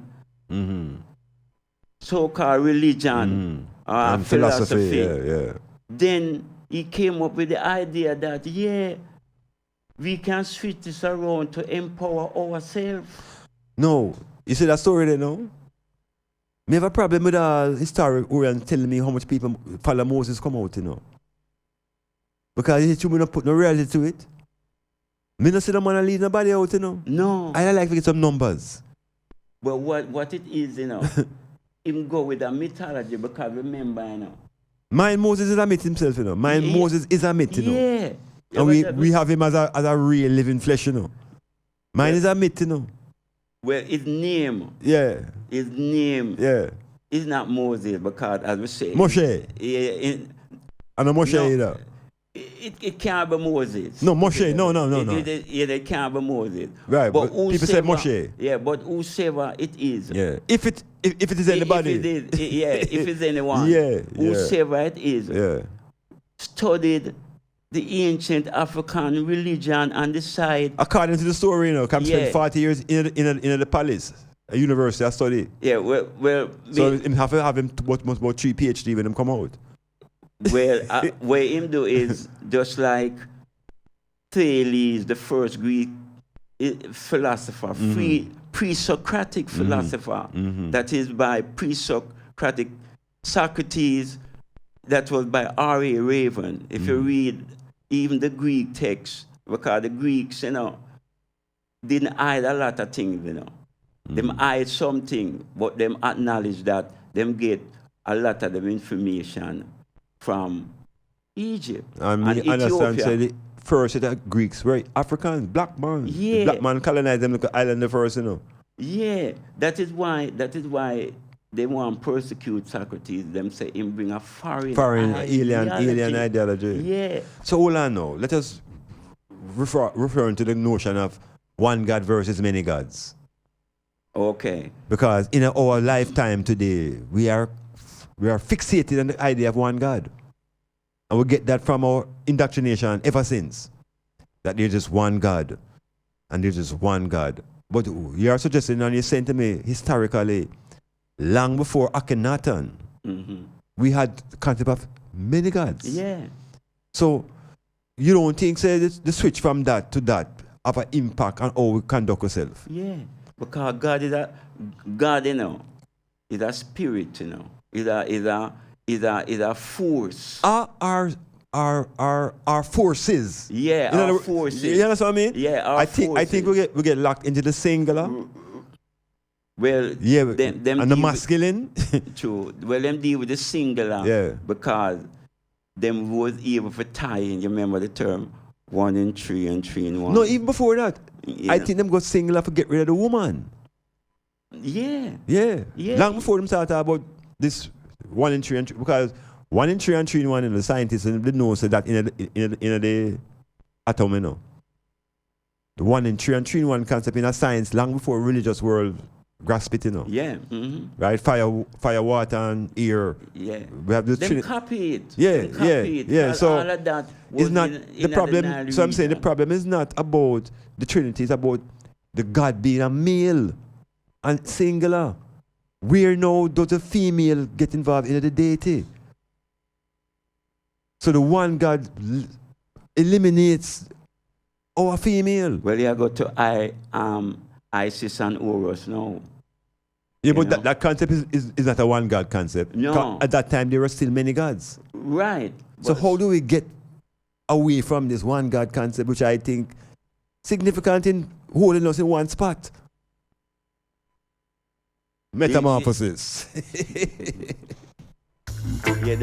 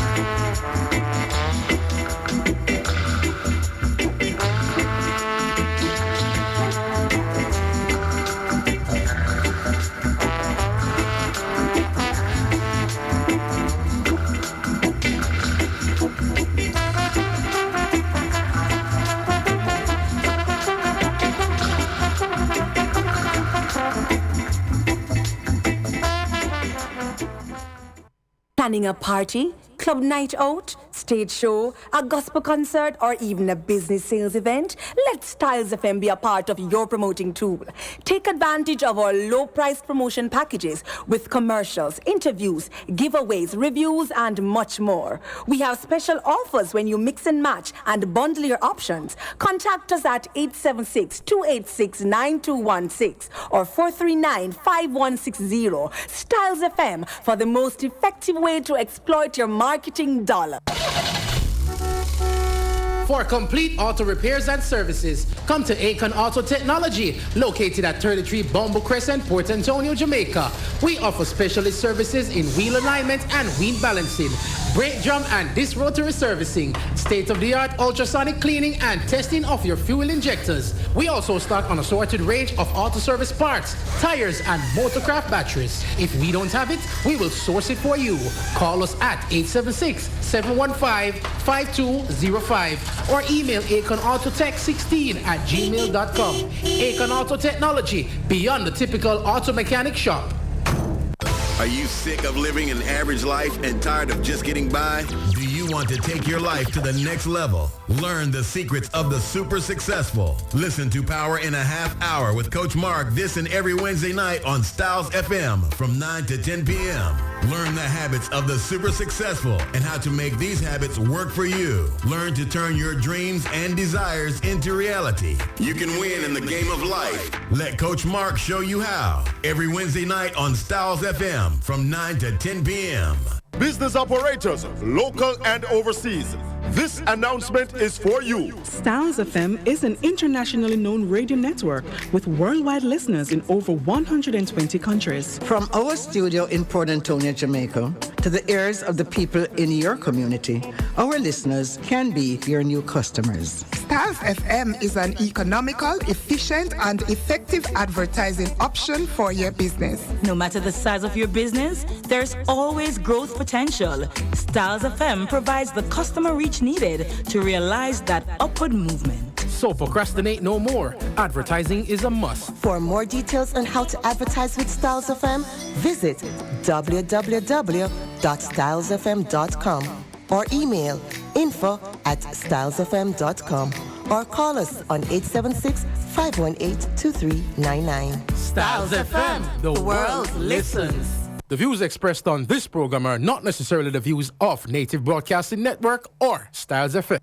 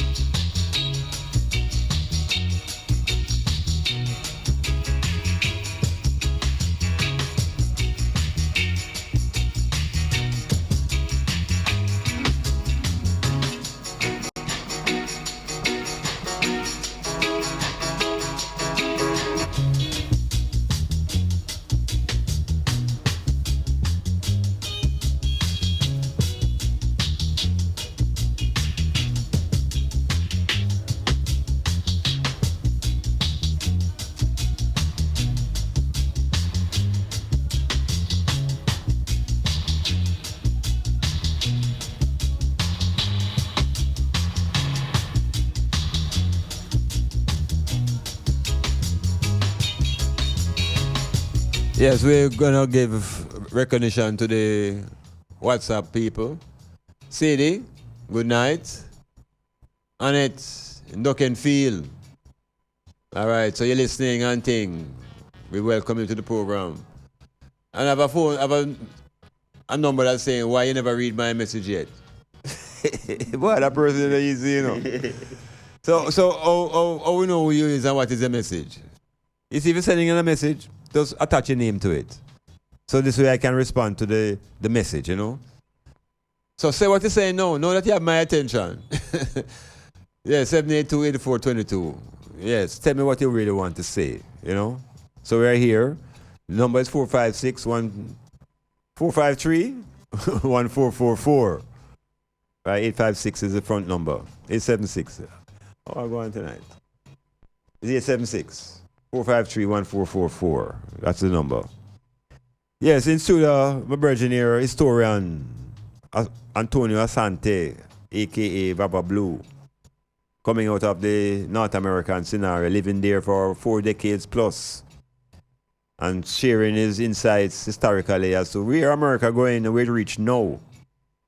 What is the role and the condition of the black population in America?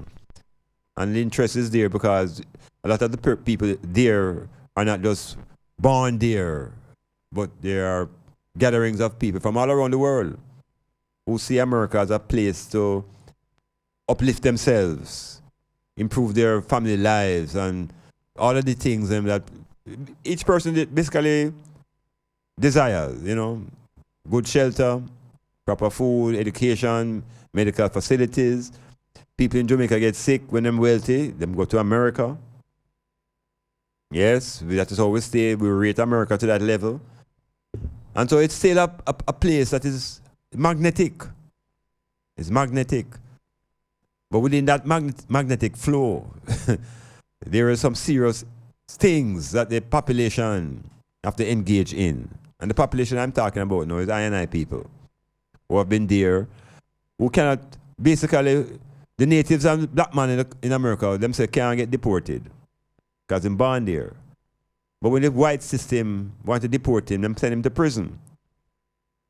So the prison was coming at the site of deportation for the man them who was African Americans. Malcolm X is one of the liberating fighters who brought a consciousness to the population in America. He also emphasized the importance of being black. Some people are upset because them say them not black. And them point to all them shoes and say, see black there? And they ask them what they really are. And them say, well, they are humans. And it's not important to be black. Just be a human. How that sound? How that sound? Everybody, are all of us human beings and men are created equal and them things? That anything goes so? Well, for touch upon the sentence before, you remember Bob they said that we are the, we are the people, we have to, I'm paraphrasing, so we have a people to know ourselves, right? To know ourselves as a people. We have to dig deeper than the average person, and that is the problem that we have. We're not digging deep enough. A lot of us think about the surface thing.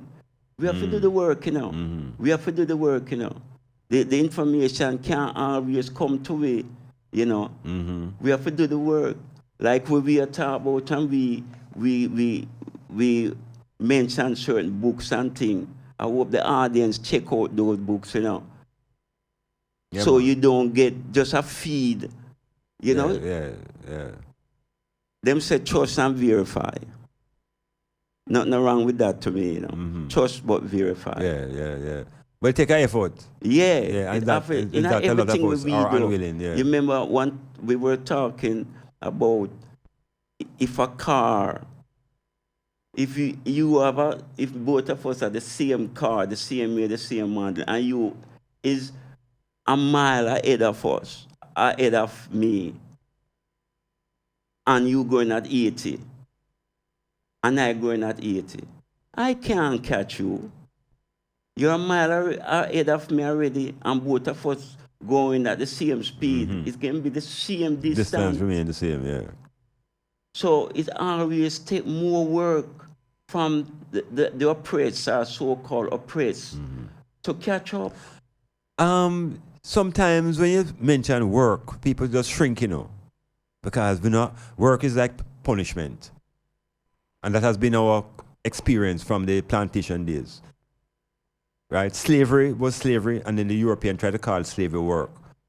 So we're very good at avoiding work, We are skillful as a people of avoiding work. So maybe if a kind of phrase is, if you talk like to find ourselves is our work, maybe someone will shut down, Yeah. Maybe we have to call it a challenge or use a language that inspire a man to pick it up more than think, boy, I can't deal with this, because the work. But I mean, work business, Look how long my people in my work. And no more work, So we can't use hustle leader. Yeah, we can't use hustle leader because we say that not trajectory of that is not positive. So we have to really be selecting the language that really helps us to liberate our consciousness. True. As a process, even earlier I was saying, if we begin to also censor the words that come out of our mouths in the best way we can. True, in the best way we can. Yeah, we have a sense of what come out of our mouth. That means we have checked the thing before we say it. Yeah, because deep programming, to me, is a lifetime thing, I call it unlearning. Yeah. Unlearning is a lifetime thing, brethren.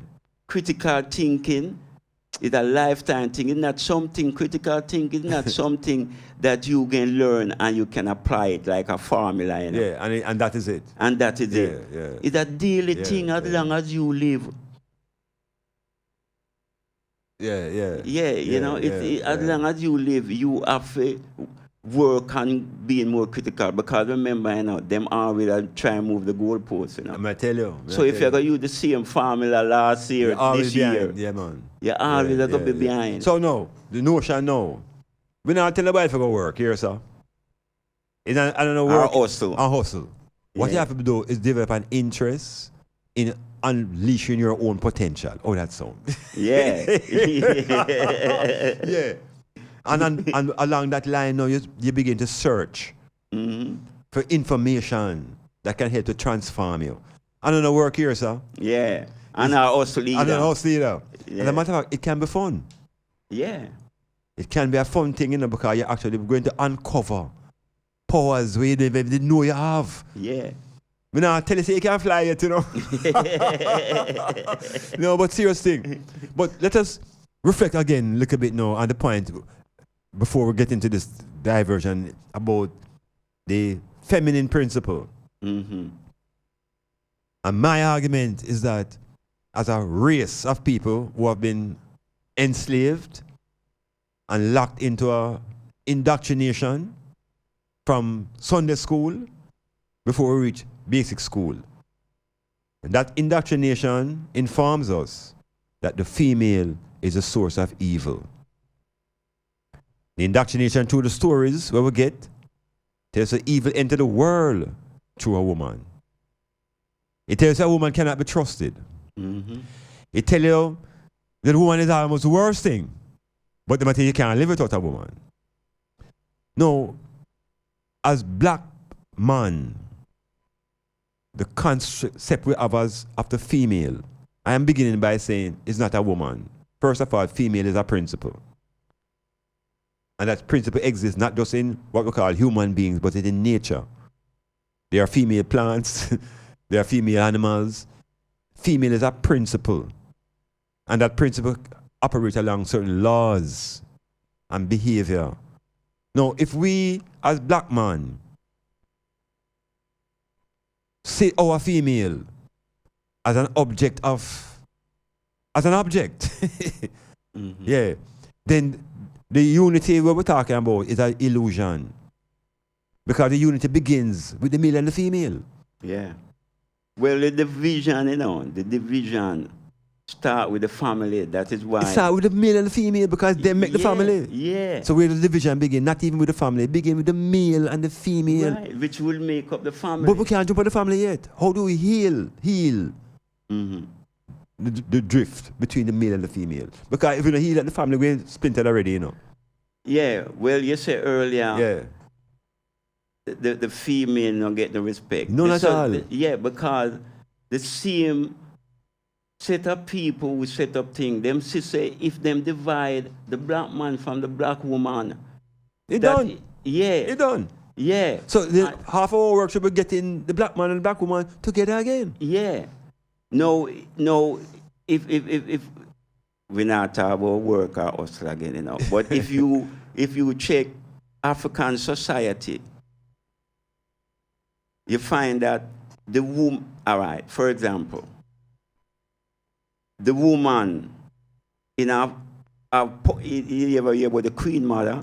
Yeah, man. Queen Mother, one of our Queen Mother just passed away. Right. Yeah. So that goes to show, say, in our ancient Africa, the Queen Mother was very important. Essential.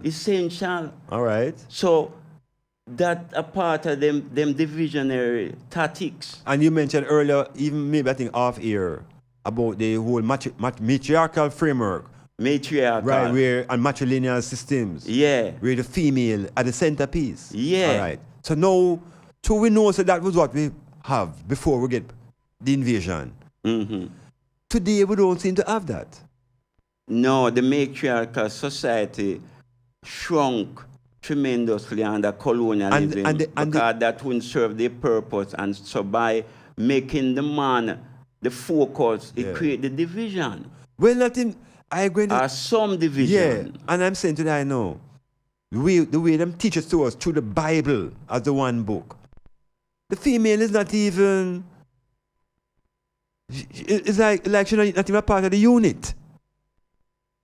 And that was deliberate. Yeah, so I'm saying no. If we are talking about liberation as a people, and not seeing the importance of liberating that the male and the female from that false idea of them being separate and one being superior to the other. We think to get to that position where the woman regain her status, we have to go into the concept of the deities. What is the role of the female now among our deities, our construct of gods? Is the female in the God? In other words, so we get the concept of one God as a creator. And we'll go back to it again. Where is the female within the one God? So we're going back to the deities, as you say. You know? And that can only show when you really look at it, and I am looking at it at this point from a level of ancient Egypt and Nubia and all that. Because remember, you know, in ancient Egypt and Nubia, the woman was in charge. Queen, head of state in certain places. Yeah. So how is it today we want to resurrect our race and the woman have to be struggling to get self-respect? Yeah. And you know what that also results in? We are weaker. Because if you have if you have 100 man over there, so that is against us, 50 women and 50 man over here, and 100 man over there want to come enslave us and things. The only way we can match them is to unite with the woman. Definitely. We're stronger. Collectively. But the woman should always be a part of our struggle. So how is it now? We're stronger. That is what the race is when two of us are one. Yeah. So the teaching now that we get from the one book, holy book, the book of God, those teachings don't bring that philosophy to us. No, it wasn't intended. It was not intended. So do we abandon that now? Listeners, you have a choice. Yeah. Think about it now. If the thing them that they give us doesn't suit our liberation, why keep it? People afraid. Yeah. Waiting them afraid of. Well, it's a psych, you know. I again make a little confession. You see, when my mother left Jamaica, when we had propeller plane, and you can walk up to the gate. Yeah. My mother come and go America, 57. You know. All right. And I want people know what propeller is. Yeah, propeller plane. Now them have jet plane. Yeah. So me used to walk to the plane. When me walk, it was about 10 yards from the plane, the propeller plane and thing. And the propeller plane take off and gone up. Me was about 10 at the me was about 8 at the time. And the propeller plane gone up my ear. And I said, blood beat. My mother gone up my ear. You know. Oh God, you know, she gone close to God. Then you hear me say, no, it hurt my head, me not think about that. You know, so other concept that them put in us make we no question certain things because they got hurt with head. Yes, and if you hurt your head, you might get mad. Yeah, you might get mad. Yeah, what a drama. Yeah. So, look here, I look at headache, don't hurt too long, you know. No, but the point I really, as I try to make now, you know, and I say, you know, as people, black people now, collectively, talking about unity and thing, the unity will really begin when the male and the female sit down. And the children can sit down. And reasoning. Yeah. Yeah? That is the key, you know, to the family, you know, the male and the female. And be able to do what we say, agree to disagree. Yeah. Yeah. So the reasoning now, that's why I was saying, no, it's a reasoning.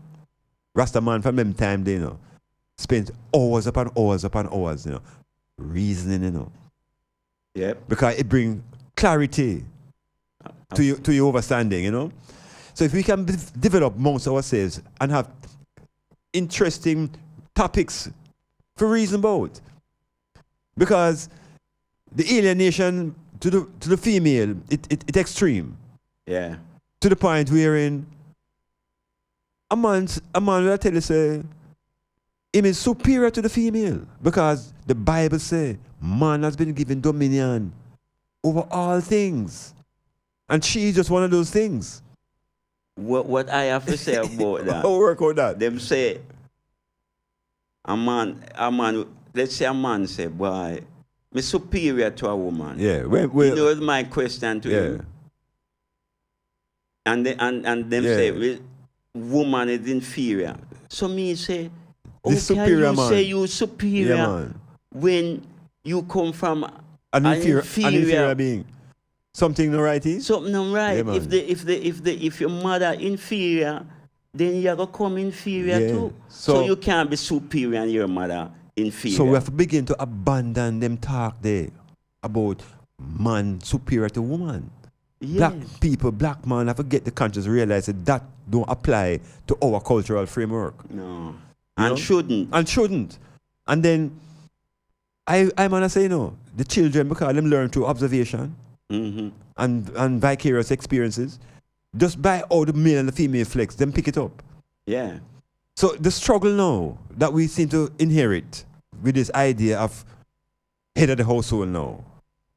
What do you think about the idea of the man being the head of the household? Can we get that too? And the breadwinner. I would have posed a question. Why is the man the head of the household? All right. Because him have balls. Run a tune of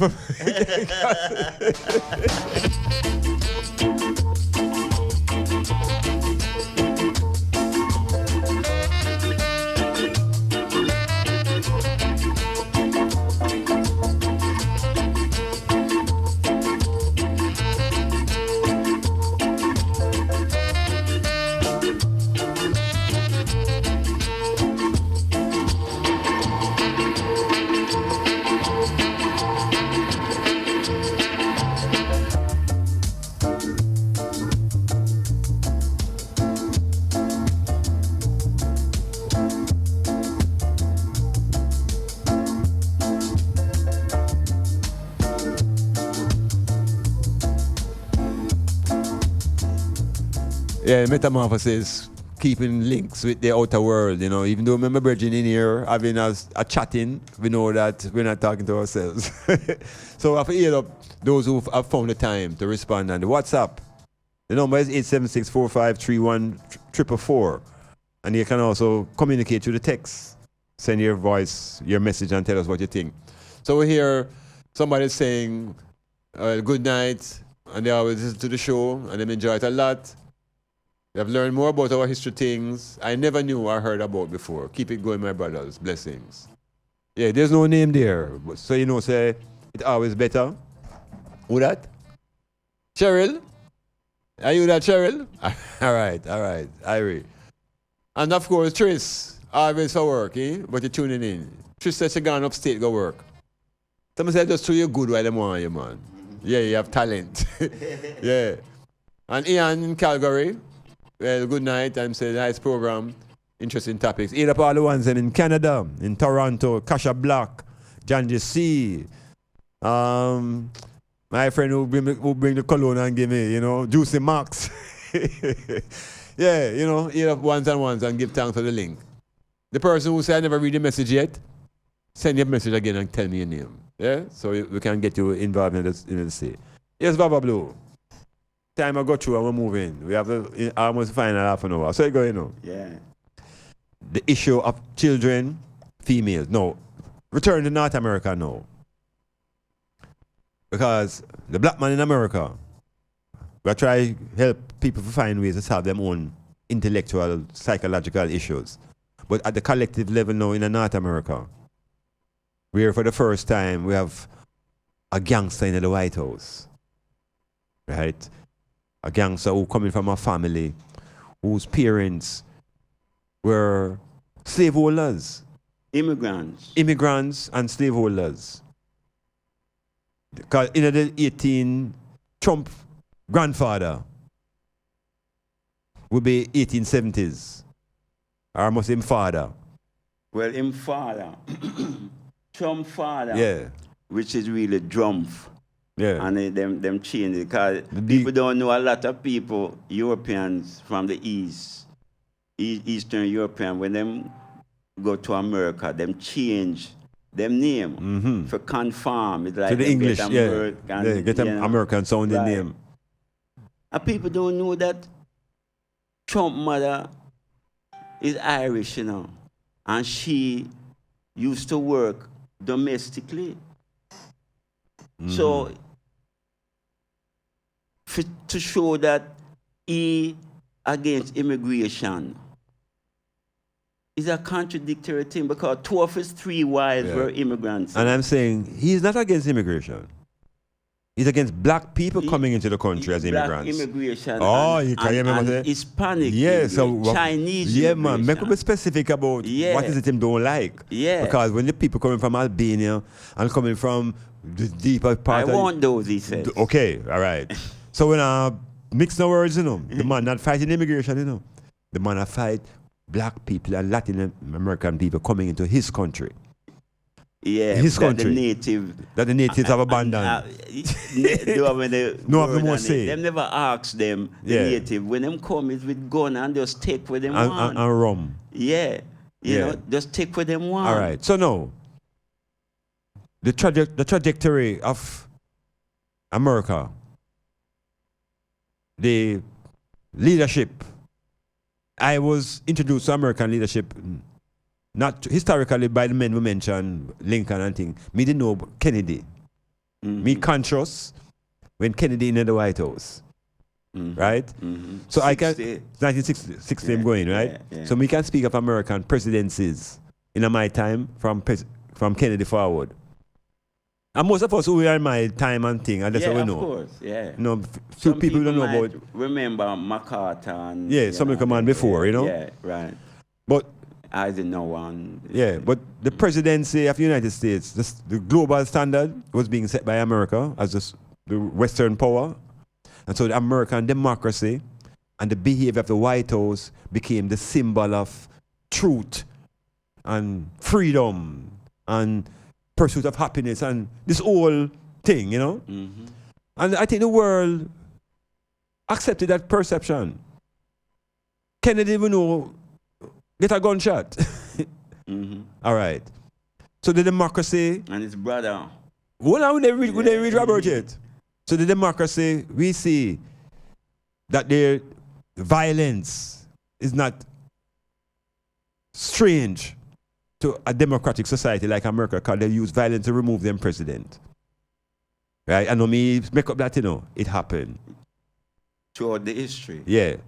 So voting is very important in America to define who is going to become the leader. No, the voting along the line for black people, you know, we hear say the vote of the black people is what this president needs. What is the relationship between voting now and black people in America? Because them say they fight for freedom of a black man in America. To get the right to vote. Mm-hmm. That was the whole civil rights struggle with everything. So how it reach now as a historian? Where the right to vote reach relative to the black man position in America? Okay. Because we have it now. Them have it. You know, if to sustain the president, we still have to touch upon Obama. Okay. The reason I touch upon Obama is that the society, you remember when them used to chant, say, yes, I can, right. Yes, I can. Yeah. That was a very intimidating thing to the white population, you know. Okay, for black man, but you think, I can't do anything. Yeah. Yes, I can, yes, I can. Who's saying that? The former slaves? The former enslaved. Yeah, that can be serious. You know, say, yes, I can, you know. Mm-hmm. And so that intimidating. No, when them say that, yes, them can, and the intimidation factor, them say, well, then by all means, them have to remove those people. That is all in North Carolina, you know. Even certain judges and thing, appeal court and thing, said that the disenfranchisement of black people in America are African American people. That disenfranchisement was done with surgical precision against the people. Because in North Carolina, you know them though? They move most of the black people them into one area. Because remember, you know, if the black people them spread out, you know, then they will have more control, because if an area is 50% white, and 50% black. Yeah. It can't go either way. Right, but if you have 70% white and 30% black, right. And them not only the 70% that you use, the way them do it is 80-90% white. Right. White, yeah. So the disenfranchisement, them get paranoid after Obama. And we know him is not perfect. You know, but just the visual. So, that's why I said to people, some historians view that one of the greatest things that Obama did was psychologically make the ceiling of the black youth mind rise. Because remember, you know, during our time, you know, the black man not think about to be president. Well, no, that's not true. Remember, say Shirley. She run. Yeah, because that means she was thinking about it. Yeah, and that's the right way to think. But we know said that achievement was just to show symbolic. That was a symbolic move, but right? That it happened. Actually happened. Yeah. It break the ceiling there. But you think the ceiling break, or the break is just an illusion? Because the ceiling really break. Yeah, psychologically. You think so? Yeah, because when I would say, I want to be president. It not go happen again. Him know say not go happen again. No. Well, if it happen already, it not go happen again. No, not in America. Yeah, I say. You well, say. we have to agree to disagree on that. But I say, once something happen, you know, it will happen again. And I'm saying, it might be 50 years from now. Or a million. Yeah, but it will happen again. And that can not happen again. You know? Yeah. So in a place like America now, you really have a vision of a time, sometime when a black man will get in the White House again? Yeah. You serious? Yeah, because... And woman too, hold on. And woman too? Yeah, man. It might be even sooner for a woman than even a black man. Black man time, come on, gone already, done again. I hear men in the Congress now say, we were complaining about black people. You got Obama already? Yeah. Well, remember, you know, there is have a mindset that we have to understand, say, when them said those things, them believed it, They know it, right, them, but them it's not our work or hustle, It's even the job for try use that term. We have to step up and make it happen again. And I'm saying we've step out of America and go to Africa and leave right now to America with them foolishness. Yeah, but it's up to we. We have to put in the work, Yeah, me agree. You see when you play a game, let's say you do a soccer game or even a netball game, now leave what the woman them, You need a netball game and thing. When you leave it all out on the court,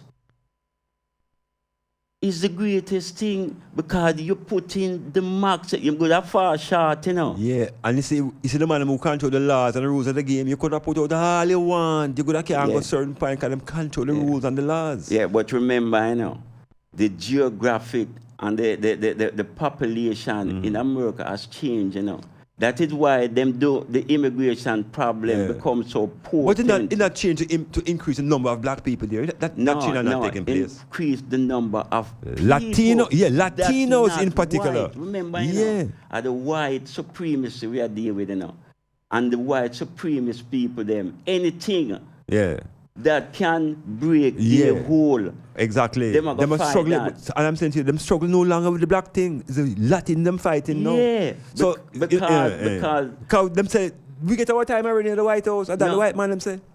Yeah, but so them not struggle no more. My view is that them already know that the population of the black people or the African American remains more or less at the same level. Exactly. But the Hispanic is growing. Of course. So that's what I said. And so therefore, you have 350 million people in America. Them say 330. But them the 20 million when we add to that are the so-called illegal aliens who them say have flood. Them can't vote Texas. but them can't vote. No. Right, so them didn't count. No, but them not really count to define who become the leadership. Them count. Them count. Oh, the voting? Because of the birthright. That is why Trump wants to stop the birthright and they issue. will do those things too. That means they fit in place. They will try. But they will do it. But let me use an example now. Because we have power now. We meaning who? When you say we have the power. We black people. In America. We have power. It's all. Like what? What kind of power? Economic? There's no economic power collective. Yeah, we have economic individual power. Individual man have money. No, here we have economic power now. Remember in the 60s, the majority population tried to divide us.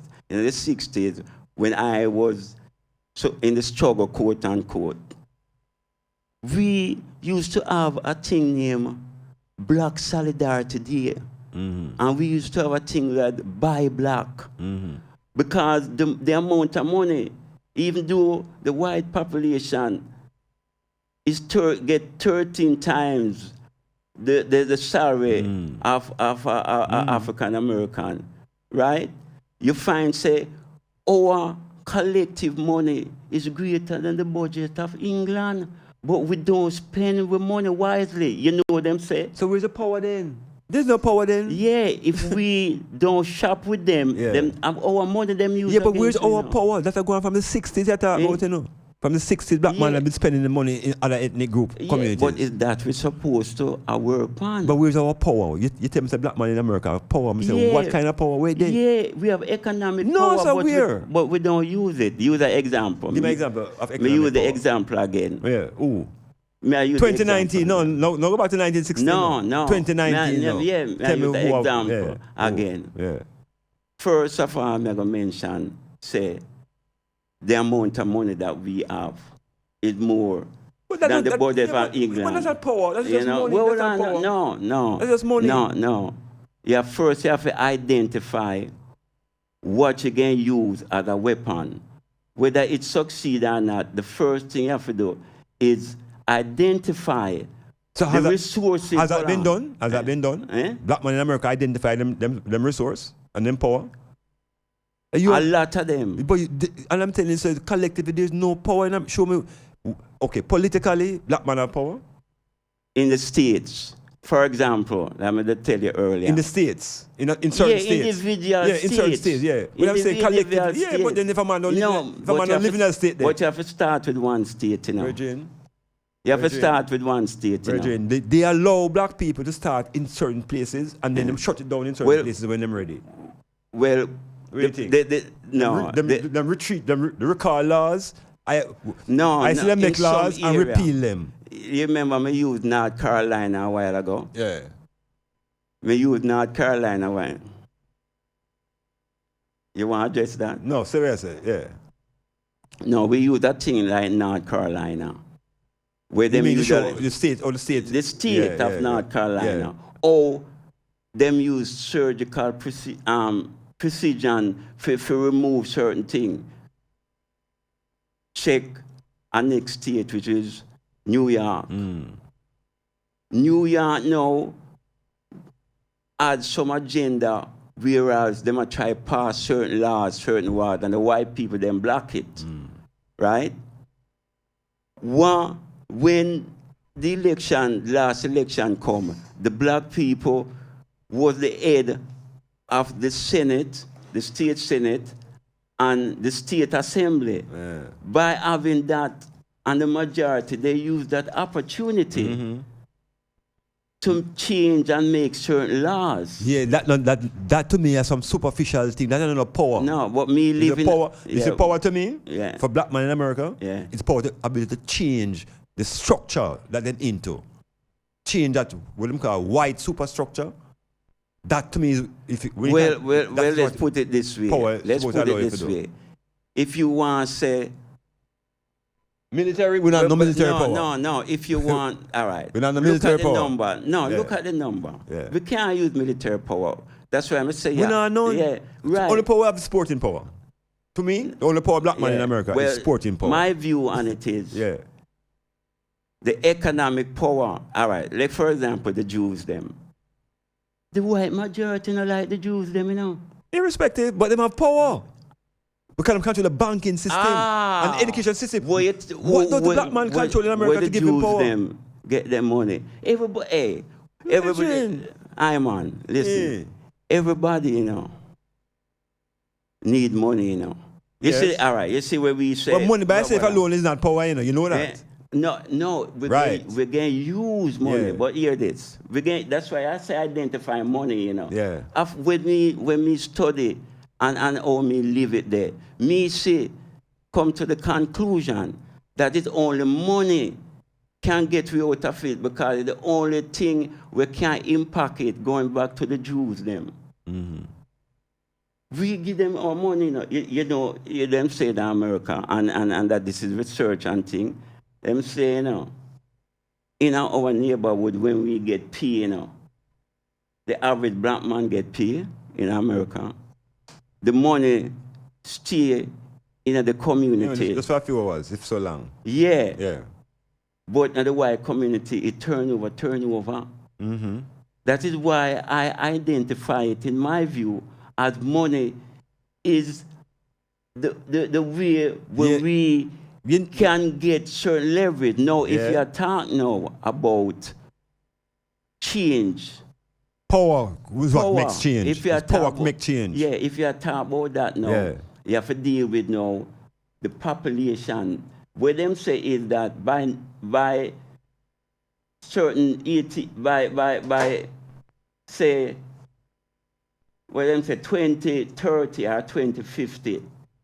The population between whites and the others, color people, they use it now because remember, you know, you have to count the Chinese.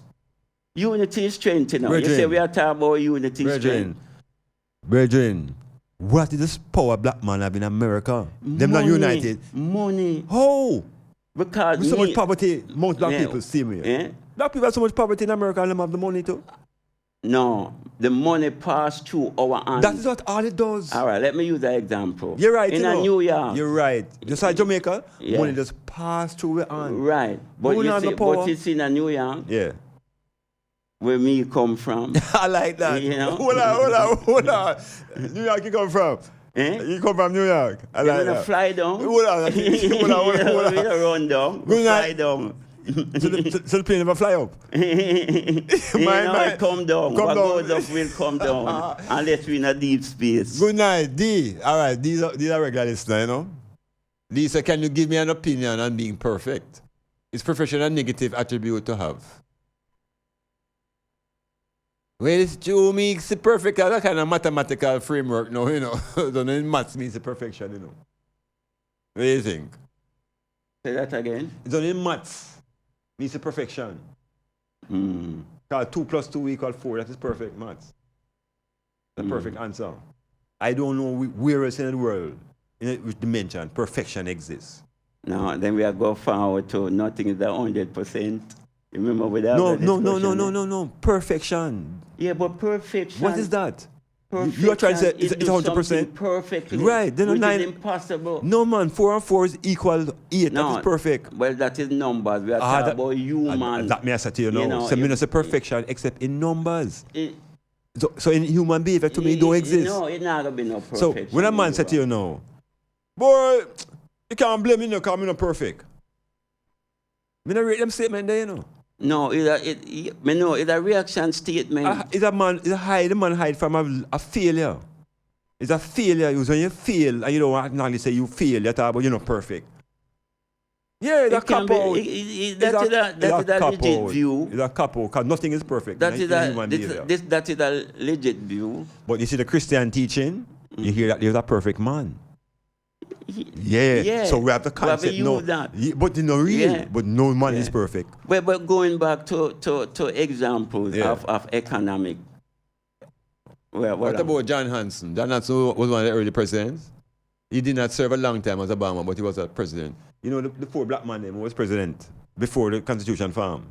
Yeah, well, them say all Abraham Lincoln did mix, you know. No, mix. You know, I'm saying before the Constitution was signed with George Washington, there were 4 black presidents before. I don't know how accurate that is. You know. Man. They are historians. No. I don't know how accurate that is. If you want to say, if you want to say, counting the 1% black blood make no. You know, each year in the American struggle before the Constitution was written, the president only ruled for 1 year, you know.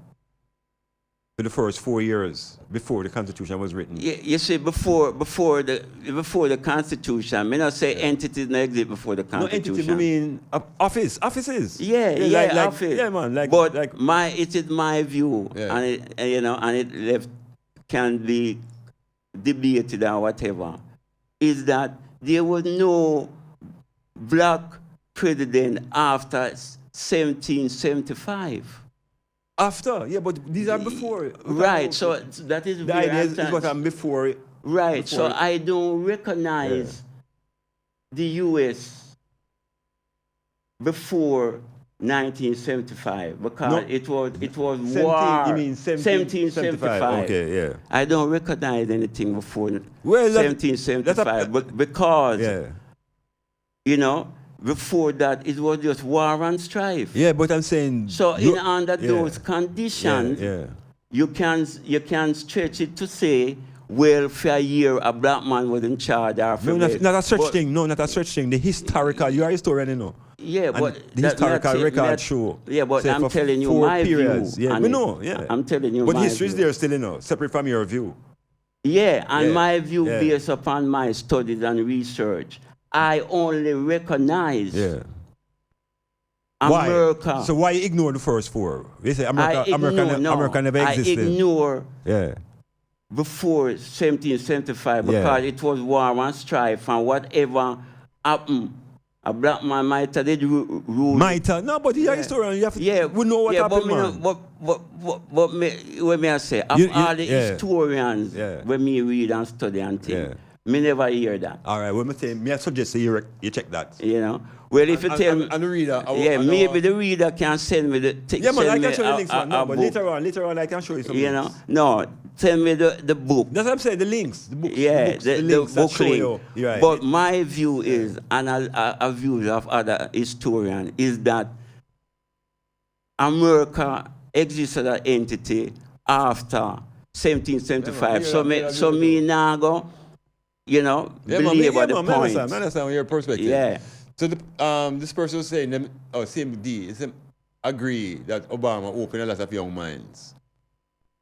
And that yes, we can achieve and overcome all the obstacles and barriers that we face. So them agreeing with that, so Obama psychologically. Yeah, that's the greatest thing. Yeah. I don't think the ceiling literally move. Same with the women that tell us that even though them rising up, the ceiling not really moving. Even though them things rising in positions and roles, them I tell you the ceiling not really moving. Just a man them carry ceiling up a little higher and so on, I am of a view that when you forgive the word attack, it's not an aggressive thing. But I am of the view that when you attack something, the more weapons you have, you can weaken the opponent. And that is my view. So when I don't really, some people, when them have discussion, them will say, well then, no, this is it, that is it. Is it not only one way to go to war? Remember, when you are fighting, if one man come to hurt you, you stand a chance. But if 20 men come to hurt you, you stand less of a chance. Mm-hmm. So when we are fight for our rights and things, we have to use everything at our disposal because we do not have the numbers. Mm-hmm. And that is my view. Mm-hmm. Yeah. Earthquake. Conscious revolution.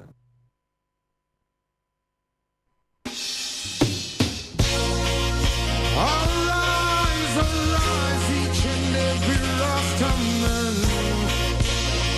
We're gonna shake them down, yeah. See, Yellow Rastafari. This one is written in the loving memory of one of the Nyabingi elders, Bongo Kasha. Hot fire. Aya Jaja earthquake. All them to shake them down. Rastaman a Jaja earthquake. All them to shake all the wicked down. Aya Bingi man a earthquake. All them to shake them down. Rastaman a Jaja earthquake. All them to shake all the wicked down. Lord, well, anything we do, I say, cause so much eruption. Anytime they see us, they want to create confusion. They hate us cause we're trampling their wickedness. They cannot seem to take I and I righteousness. But for Jah glory's sake, we still are tried and we're protected by Jah holiness. Yeah. Wherefore the Rastaman come with the earthquake to shake the wicked down. I Jaja earthquake. All them to shake them down. Rastaman a Jaja earthquake. All them to shake all the wicked down. I have been given an earthquake. Hail for I, hail for I. Die forever I. Forever I.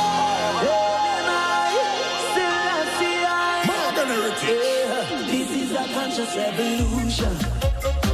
Then take away with privacy. This social media is more.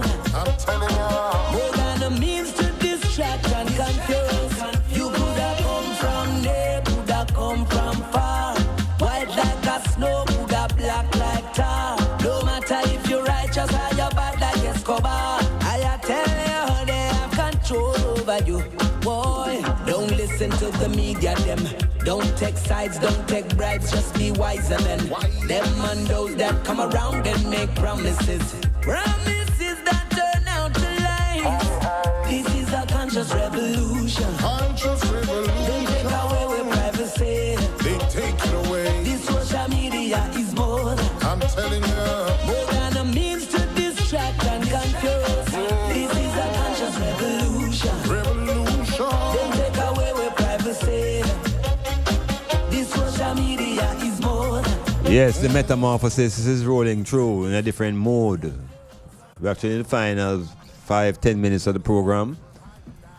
And we have to... All right. So we're seeing, and we're making mention of those who are commenting on the Facebook and the WhatsApp and all those kind of various devices and things. But Baba Blue, after all that has been said, how do we do things? Because I hear the problem with black people that we talk, pure talk. It's a pure talk. We just talk, and we not do nothing. How do we transform and translate our talks into activities? Basically, what do you think we could be doing as an action more than the constant evaluation and assessment of, Yeah, my view and experience is that good things are always happening, Yes. What we need to do is to increase it, because use an example, the black quote-unquote independent schools that was in New York, like Weuzi Shule, Mapenduzi Shule, Uru Sasa Shule, right? Good things are going on, and it didn't get the support that is needed. So what we need is support. Some people go to say, boy, not now go on, Something is actually going on, because not everybody is a fool or not trying, What we have to do is support the cause and don't support because the man just right. yeah man, I defend you, man. Yeah, all right. Support the cause is with money. All right. Time. Yes. Yes. And effort in terms of, if I even use your car or your van and carry some chairs, it never be no leadership thing, If you notice leader, Malcolm, Martin, Garvey, is their strength is from the people. Okay. Because if the people don't back you, you don't have. So what is the action that should be taken? The action is to support. Things are always going on. Good things are always going on. I know that because I'm involved in good things. A place like Jamaica now, where I might say nothing now going on, so what could be done? Hear this. Somebody, somebody who I know, couple years ago, come down. When them have the Escalade. So, him wait to the airport, and his friend come with an Escalade, come pick him up, and them way on the airport road and thing. The guy will come from New York said to him, "So what go on, John Tom? Why not now go on, But as a man in a Jamaica, if you have an Escalade, for you, I said not now go on. You understand? The priorities are different. I'm not going to say it wrong, But the priorities are different. So, in a place like Jamaica now, what do you think the people them should be doing to pull the thing together? Because we there all the while talk about not now go on, we can't come together. What is that? What is action? What kind of activities? The same action where we talked about earlier. In that, good things are always going on, and you have to support it, find it, and support it. For real, us to think that things not going on, that is not true. Things are going on, Jamaica but we don't get me in Jamaica. Tell me what going on. Or maybe between you there, so. Tell me what going on. Jamaica. Like I tell well, not going on, Well, METAMORPHOSIS are going on, So hear me now. It wants support. Yeah. The people, whopping. Support mean money, right? Not only money, and time. Time and interest. And interest. And volunteerism. Too. Volunteerism. So right away you hear my campaign manager speak, right? Yes. Yeah. Iman really feel and truly accept the argument that we lack the will to put our money in things that we can't see or we can get back money out of it. I think that's a serious handicap in our thinking. Because a man I say, if him can't see him get out of it, him not put in nothing. And so perhaps we have to move away from looking to get something back. You see, when I take the football serious and reach a level with the professional players and buck up the king and could have talked to him one-on-one as to how I'm great and why I'm great. And the man will say, so I said to him, you're great, you know, so how you so good? The man say, it's not what you're trying to get from the game. It's what you put into the game. I mean, I say, but most man play football to get something out of it. All the greatest player in the world, I tell me, say, that's not how you're supposed to deal with it. You must see what you can put into the game. My life changed from that, so, you know. Mm-hmm. You have to know, say, change, you know, in my attitude toward doing things. Yeah, what you put in. What you put into things. Yeah. Perhaps at a collective level, we can adapt even that notion of putting your energy into things more than trying to get energy out of things. True. That is a good start, an excellent start. Yeah, the farmer puts seeds into the soil. Yeah? And him nurture it. And him go and take out the weed when they grow and him water it and thing. And then when the thing produces itself, him can celebrate. Many things as a people, we're looking for things from everything we do, I might look something out of it. Yeah, and so if I'm not doing nothing unless we can get something out of it. We have to reject that notion and reverse the curse. Yeah, because that's the program, you know. Yeah, that program set. Yeah, that program. Yeah, we have to reverse the curse, but we have to bring up, like the computer, we have to bring information up to the front, everybody can see it on the screen. Yeah. And then we can say, push the delete button. True.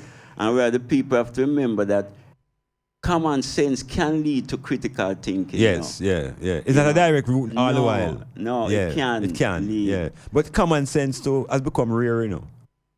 Yeah. But you know what the common sense is? From my knowledge? The brain, you know.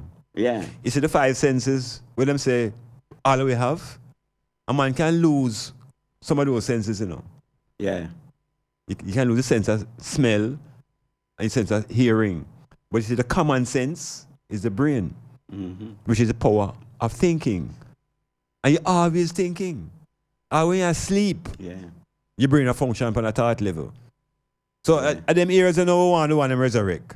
Resurrect the brain, resurrect the thinking, and perhaps stop thinking about what you can get out of things.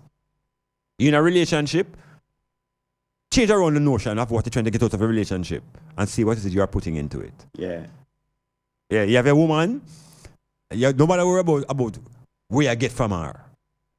Woman, you have your man, no worry about where you get from the man. What is it you are giving him? What is it you are giving her? Yeah. I'm going to think everything that could have run a little better. Yeah. Metamorphosis, music, coming out.